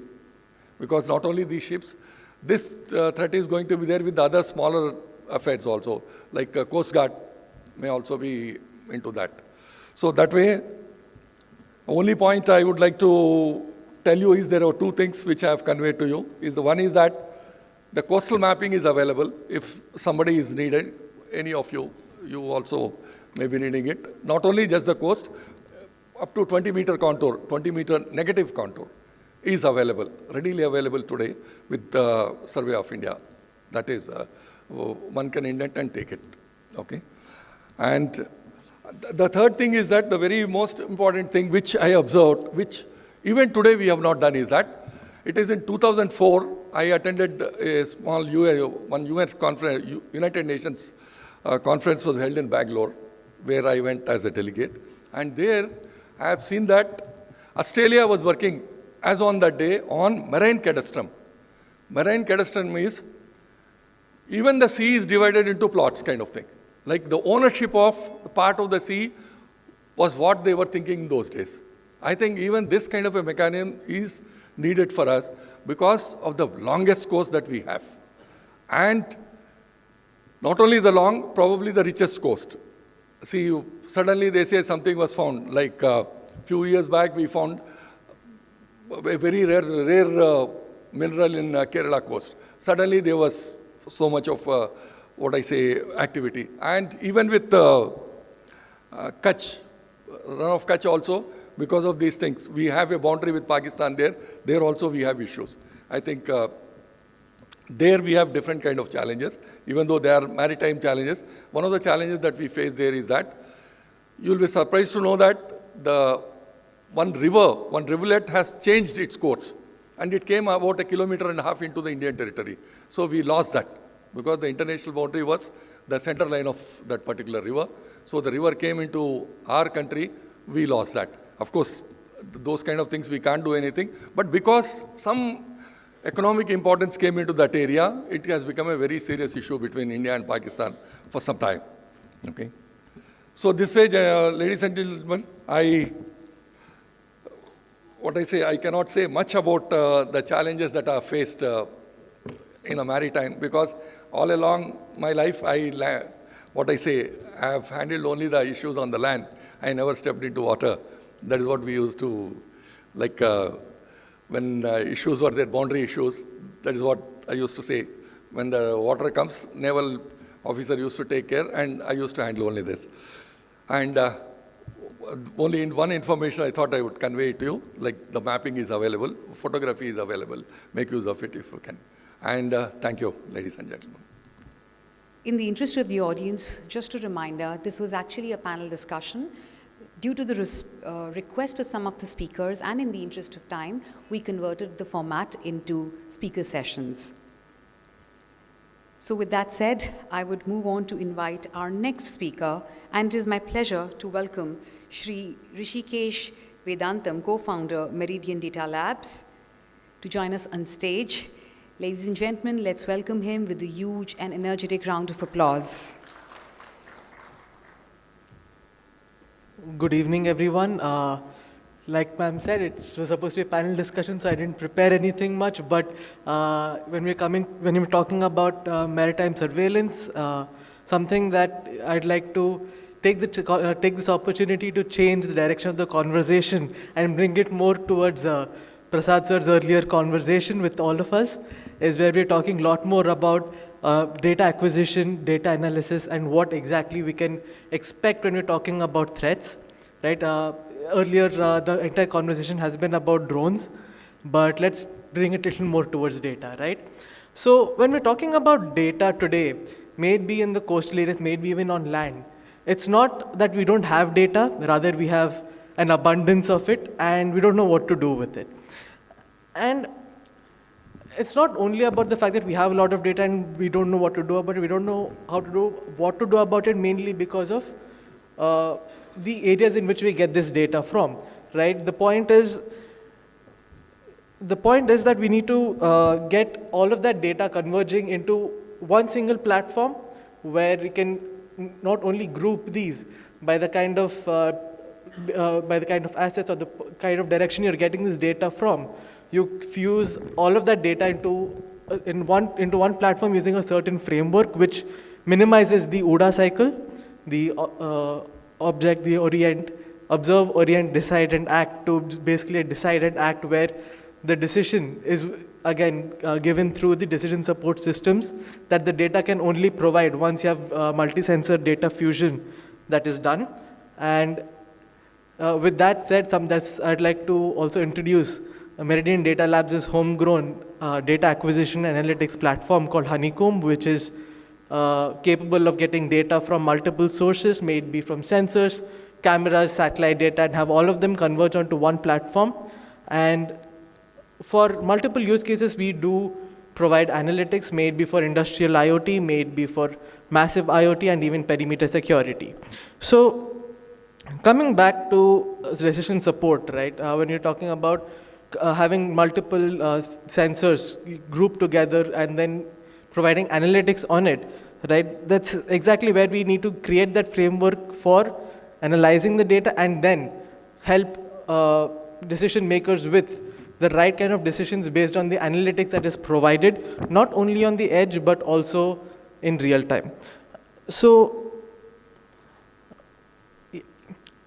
we, ships, or in fact even any naval body for that matter, they swim in a lot of data because they get data coming from multiple departments. And using that, we can always understand the vessel behavior, what are the points at which there could be a potential threat, where that could be a potential threat, and what that could be. And by analyzing this vessel behavior, recognizing the spoofed signatures, predicting anomalous patterns, the analytics layers can compress all the decision cycles from hours to seconds. And what used to be reaction will become prediction. And that's exactly where there'll be a paradigm shift which we need to bring. And we are capable of bringing. So let us work towards that. Ultimately, the coastal and maritime defense is about deterrence through visibility with integrated sensors, AI-driven analytics, and secure on-premise deployment. We empower nations to protect sovereignty, secure sea lines of communication, and ensure that hostile actions at sea are seen, understood, and countered before any of these become crises. Thank you for the opportunity for me to speak today. Looking forward to taking any questions if there are any.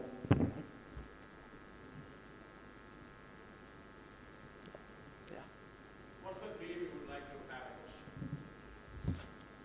to have? Probably on sensor data acquisition, data fusion, analytics, anything, sir. And on-premise, most probably. Are you working on data analytics? Yes, sir. We have a platform called Honeycomb, which is a on-premise data acquisition platform, which can acquire data through multiple sensors and then do analytics in real time. Do you do the data fusion? Yes, sir. How do you do the data fusion? So if I take the context to industrial IoT, right? You have multiple motors, you have cranes, or any protocol, sir. It's a protocol agnostic. We're currently working based on land stuff. We haven't explored the aerospace side of it, but we are capable of delivering on that aspect. Please, gentlemen, friends, claims are different, facts are different. If you are capable of doing it, go ahead, kindly go ahead and do it. And we congratulate you when you are successful. But here, I would like to know, suppose you take an SSMDR. Yes, sir. That's the black box which we call it. Hmm. You know the kind of signal spectrum there, which signals are phenomenal.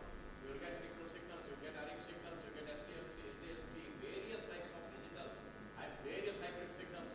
And in the that kind of scenario, if you want to do the fusion,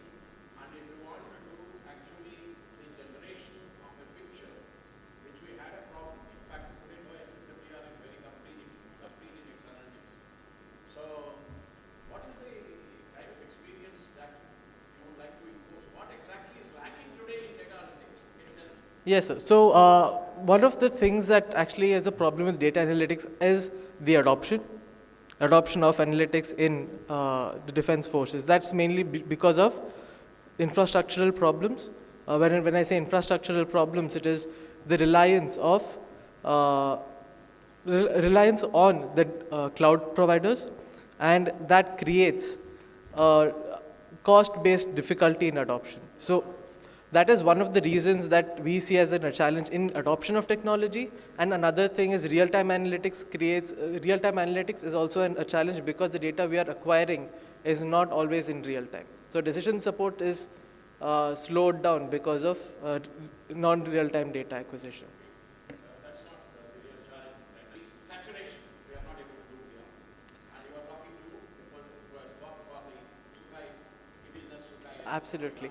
Sir, I completely align, 100% agree. And actually, one thing that can be optimized rather, right? Instead of saying this is a challenge, rather an opportunity for optimization is to reduce the number of data streams. That will certainly help. And something that we are also working on right now on how doing data fusion based on decreasing the number of data streams that are coming in. Yeah, sure. Any more questions from the crowd? Yeah. Sure. Sir, we'll definitely connect offline and see how to take things forward. Thank you so much for your time and this opportunity. Looking forward to connecting with you all. Thank you. Thank you, Mr. Rishikesh, for enlightening us about the optimal use of data and the benefits, thus benefiting coastal and maritime surveillance. Thank you so much. Ladies and gentlemen, may I please now request and invite Doctor of Engineering, CVS Kiran, Vice President, Material and Strategic Initiatives, Skyroot Aerospace, to kindly join us on stage. Let's welcome Dr. CVS Kiran on stage. With a huge round of applause, ladies and gentlemen.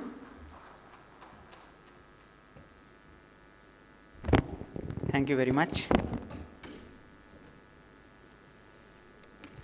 Yeah, it's actually nice to represent Skyroot always, as it has been and it is going to be also the future company doing rockets, space activities in the country, especially the launch vehicles, as you heard also today morning. So I actually am at the verge of setting up a new company in Vijayawada. It is called Red Balloon Aerospace. It is into something which I'm going to talk to you about. So Skyroot Aerospace, I was leading the R&D and strategic initiatives for over 4 years along with the founding team. Now the new company in the field of stratospheric systems is what intrigued us a lot. So whenever we look at any of our activities since morning we have been discussing, we talk about drones which are on the ground level. Then we talk about aeroplanes which fly very high. Then we talk about fighter jets which fly beyond. So something beyond that and between the low Earth satellites, low Earth orbit satellites, is a place which is completely missing and also very tough to do. So there comes the era of stratospheric platforms which are completely platform agnostic, completely interdependent on different systems which can be coupled together, creating elements of surprises in scenarios where necessity becomes, and also a lot of activities which can be used for urban planning.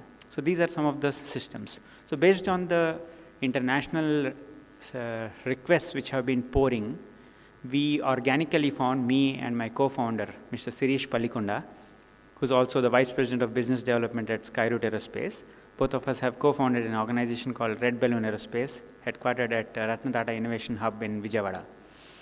So in this, we are trying to develop 3 major systems. One of them are the high altitude super pressure balloons, which have the capability to stay in higher altitudes from approximately 20 kilometers to 51.8 kilometers, which India has successfully demonstrated world record number 2. And these are called VISTA systems. The second systems what we are trying to develop are stratospheric assets or aerostats, which have the capability to go from 150 meters to approximately 5 kilometers, depending on the requirement of the user. So these are two types of systems. And then further, we also want to go into the development of transportation or mobility, where we are able to move systems, transport cargo from place A to place B, something of the order of around 4,000 to 5,000 kilometers, carrying a payload capacity of approximately 20 tons. You heard it right, 20 tons. So these are completely based on lighter than air technology, completely new, I would say, in the current era. India had mastered this from 1940s, where Homi J. Bhabha first flew the hydrogen-powered balloons from Hyderabad as part of Tata Institute of Fundamental Research Balloons. And further, it went into stratospheres, rockets, and everything blew up from that small place in Hyderabad, Usmania University. Now we develop it as a commercial activity, so where we are able to integrate ISR capabilities, jamming capabilities, also payload deployment capabilities from stratospheric assets. So payloads include also missiles or hypersonic missiles.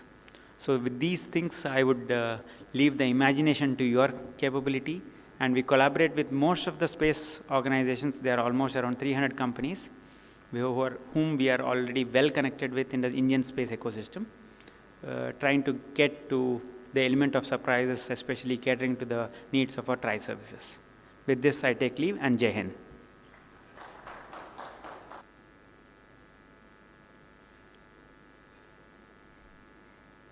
Mr. Rupesh, we would like to have you on stage.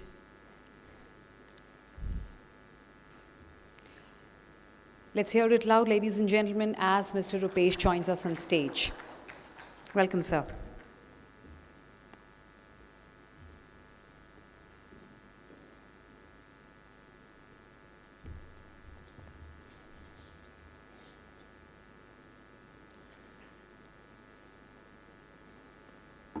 Thank you. Actually, I have a few slides I thought of showing, but now that we changed the format to speaking, I will touch upon few of my experiences. I followed Commander Prasad's presentation. So I would actually touch and provide few use cases what we are experiencing here as an industry, right? Where to your point, sir, we don't want to be importers, we wanted to be innovators, basically. So what that means is a lot of billions of dollars of R&D. And also it's not just money, spending money, but there's a level of collaboration to needs to be, incorporated and also enforced. So I would actually, highlight few use cases. Okay, so while I was in US working with Apple, one day I got a chance to meet with back then space startup called Planet Labs. So three very passionate, crazy NASA scientists from NASA Ames, they came together to start a company called Planet Labs. They want to go quite opposite to what NASA does. What they want to do is, they want to bring in the multiple numbers of satellites, against one satellite that actually does all the functionality, and also to bring that multiple numbers of satellites. They want to build the satellites with non-space people, people who have never worked on space, with of course level of experience they have, where they can actually help qualifying. So when Will Marshall talked to me, I was wondering why he was talking to me, because he was trying to hire me as the systems lead and manage the supply chain and the manufacturing. So he told me he wants me to apply my Apple background than my previous ISRO background. The reason being, they believe in the innovation where the kind of the functionality to counter the heavy heavy driven satellites by using old the space grade and all. So they want to bring in the COTS components qualified to the space grade, and then bring in that components into the platform, so that these satellites can be operated much faster and have agility, maneuverability, and also support iterate in the design while we are actually getting that ongoing functionality supported. So that is the mindset, right? That is the mindset of the people with who I worked, where yes, when I joined them, I was not sure whether we'll be able to do it, but actually we did it. We ended up with launching 440 satellites. Even today, though we all claim that we have a big satellites, Cartosat and all, even today, whenever there is an incident happens, like Balakot or the Pahalgam and all, the first company, the people who wants to understand the situation and understand the severity of the situation, the first company they reach out is Planet Labs. But if you compare the resolutions of the data what Planet Labs offers, is nowhere comparable with what Cartosat can generate, what ISRO built it, or Maxar can generate. But what they have, what the ISRO don't have it, and what Maxar don't have is the cadence at which we generate the data. That is only possible with multiple number of satellites. So to Air Marshal Bedi's comment about the surveillance and reconnaissance, basically. So these are two different use cases, basically, right? And they complement. It can't be one or the other, basically. So on that context, when I moved back to India very first time, and when I started putting together some multi-layered sensor-based stack at different resolutions, when I was excited about sharing that information about Planet is offering 3.75, I would actually offer 1.5, sub 1.5. But when I talk to folks from ISR without getting into the details of the people, but what I was told is yes, why you are doing 1.5? When Cartosat is already making 30 centimeters, why are we doing 1.5, basically? Right, but the use case is different, right? People do use, the only way, because I'm talking to 30 years experienced scientists, from ISRO and PhDs and all. I'm not PhD, but the only way I could actually answer, clarify his question was when I said sub 1.5 versus 0.2, 0.3. I was showing at the road, right? Where bunch of cars are actually passing by. Sir, if you see that road on which cars are passing by, there are cars which are Maruti and Tata made. There are cars Mercedes and then BMW. They both have the use case. But guess what?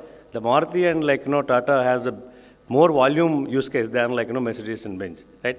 But the use case is different, the categories are different, but we need these all sensor driven it's not about capability, but also data at required situation, right? Even it's very shameful to say for every scenario where any unexpected situation happens, we go back to Planet Labs. But that's what what we are trying to address the problem with at Xilinx. We believe we need all sensor driven data at different resolutions, and some sensor data is required more frequent revisit. Some sensor data is required on demand, which is what we call it tasking. So that's scenario one. Scenario two is, when I was working with Planet Labs, one program interestingly funded by Bloomberg to map the carbon content in the atmosphere. So what they did was, they actually picked Planet Labs as a company to develop this complete satellite, but they actually put us in touch with JPL NASA. So the idea was, because hyperspectral, building that, the spectroscopy and hyperspectral driven telescope, the payload, it's not easy for a startup. But what they did was, but at the same time, they do know that JPL has it, but if they were to work with JPL, it takes about 10 years. And that's not, they don't have that much time. So what they did was, they convinced JPL to actually work with the Planet, leveraging the reference design, what JPL built, work together, build the very first satellite, design together, build together, test together, fly together, and then transition that. That is the transition plan, to take the design and operationalize it for the volume manufacturing at Planet Labs, right? The question is, this is where, like, I think today we're talking about the transfer of technology, but transfer of technology is not going to help because, like, the technology is very old, and the complete know-how of the technology and design would be with the people who actually original design. But unless there is a period of time, like, both industry and the companies who actually own the current technology work together, work on one mission end to end, and then the transition can happen to the industry. So with that, I would like to conclude my my points here. Thank you for the opportunity, and you all have a good evening. Commander Prasad, I would also request you to please propose the final vote of thanks before we call it a day. I think first it goes to Harshita for handling this session exceedingly well. She has been very spontaneous, instantaneous, timely, apt, appropriate, and she has been very diligent in handling the entire proceedings, and you did very well, Harshita, and I'm personally very pleased and that you have done it exceedingly well. And your spontaneity is very good. The capture of the substance in the speeches, and again, making those points very clear in your summary, and that has been fabulous. And you will make a very good MC, and you have done very well. So therefore, from the organization and from Sanjay, and on behalf of this entire unit, I would like to thank you first, and you deserve it. And in any case, ladies the first. So therefore, I wanted to thank you first. I see. Yeah, she spoke to me, and I could make out. Excellent, Harshita. I'm very pleased. Normally, it's difficult for me to praise anyone. So therefore, you got it. Thank you. I'm exceedingly thankful to Air Marshal Bedi. He has brought out the issues concerning with whatever I spoke. In fact, he made a great beginning for the next two papers of mine, the cyber war readiness and AI in the decision making in the battle space. These two are the next papers. He has made actually the practical issues. There is so much of wishful thinking about what we can do, but you can't set the human aside who is trained for decades, and he is there. But how AI can assist, and what kind of interactive space is required between the AI and the human, and how we make it practical, what are the constraints, and he has brought it out excellent. It speaks of Air Marshal's biography and life, and he has certainly contributed to many aspects in his professional career. A great Air Force officer, and we have heard him, and on behalf of the unit, and on behalf of everyone, on my own personal behalf, I thank you very much, Air Marshal sir, and thank you very much for your contributions, and I'm honored that I'm going to share the stage with you again and again, and thank you very much. And Subbarao Garu, he's here. Dr. Subbarao Garu, he has spoken very well, and he has brought out lots of issues, lots of points, and the youngster also brought out what he can do with reference to the data. And he has a thought process that it is not minimizing the data streams. We are only talking about optimizing the data streams. We would not like to have the redundant data, so we would like to have optimized data streams, so that we would like to work out a complete, efficient, and action-worthy and actionable data stream that can certainly be useful for us. It's precisely the black boxes which I mentioned, that there are phenomenal signals. I worked almost about some 14 hours non-stop for the Sukhoi indigenous Sukhoi SSFDR. So the number of use cases which we test, the way we test for various ARINC signals, 1553B signals, linear, and various HTLC, STLC, servo, synchro, mixed spectrum, very difficult. So therefore, testing of the data and his confidence and the way he was actually flooding with his enthusiasm are very, very wonderful. So I thank that speaker as well. So all the speakers have been wonderful. They are proficient and they are very well connected and affiliated to their own subjects and domains. So on behalf of this team and on behalf of this entire unit and on behalf of all of you and on my own personal behalf, I thank them for their intellectual contribution. God bless them. I'm very, very happy. And as the proceedings come to an end today, am I right? Yes. They come to an end today. I'm sure you all were very happy with the lunch and the coffee, tea, and the snacks. So for all those who have made the life very pleasant with a great lunch, delicious lunch, and with that kind of coffee snacks available to us timely. So we thank them because we cannot afford to forget even the tiny contribution. And that's a very major contribution, in fact. Actually, we think it is lunch. It is not lunch. It is networking over lunch. So therefore, for us to have that kind of beautiful networking session and over that lunch, the entire forum was very beautiful and they made the things happen. So I certainly thank them on behalf of this unit. And this photography unit and this particular unit that has recorded the sessions, and the boys here who have made the presentations possible, who have made this audio video happen, and for the major who has done for the entire, and for his team, that is MyStartup team, correct? And for all of them, I am really thankful, and I personally thank them on behalf of this entire unit, that is TPC GSI, and personally, and also on behalf of Advocate Sanjay Singh. So, thank you very much. Have I covered everyone? Yes, I hope so. Is there anyone not covered? I think you've done a very good job. And I must Thank you so cover much, these sir. two young girls also, who have made us have this particular trophies. And Lavanya and Tejaswini, yes. Tejaswini and Lavanya have contributed to the color and the decor of this particular session. So we thank them again, and thank you very much. Good girls, and we are very thankful to you for your participation. So, for all of you, for all the attendees, all the delegates here, and for each one by name, I would like to thank you. For each one by presence, I would like to thank you.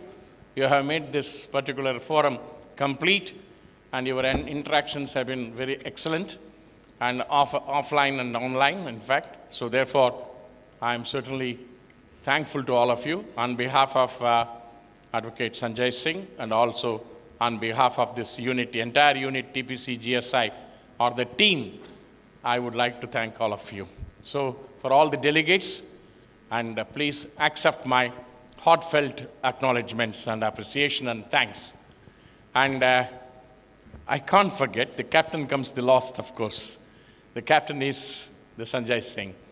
He is a wonderful captain. He has organized this event. It is no small event. It is certainly exceedingly difficult. And to make this happen, and he has literally toiled, and he has not slept for hours and hours, almost 48 hours. He has made this particular thing happen for us. So I'm very grateful personally, and on behalf of all of you, I would like to extend my heartfelt appreciation and the best acknowledgements to Sanjay Singh. So please, let's give a big applause to Sanjay Singh for making this happen. So therefore, in my vote of thanks, my appreciation, my acknowledgements, my gratitude, my respect, and my thanks, they are extended to everyone who has, in a very minor or major way, contributed to this event. Thank you very much. God bless all of you. Thank you, Commander Prasad, for delivering the vote of thanks with such grace and insight. Your words beautifully capture the spirit of collaboration. Thank you. No. Thank you so much. The spirit of collaboration actually defines SwaRaksha Mahotsav 2025. Thank you so much. Ladies and gentlemen, I invite you to please join us for the networking tea. I am Harshita Lalchan, your MC, signing off. See you all day 2 of the event tomorrow. Thank you so much and have a nice evening. God bless you all. To stay informed about the startup ecosystem, subscribe to My Startup TV.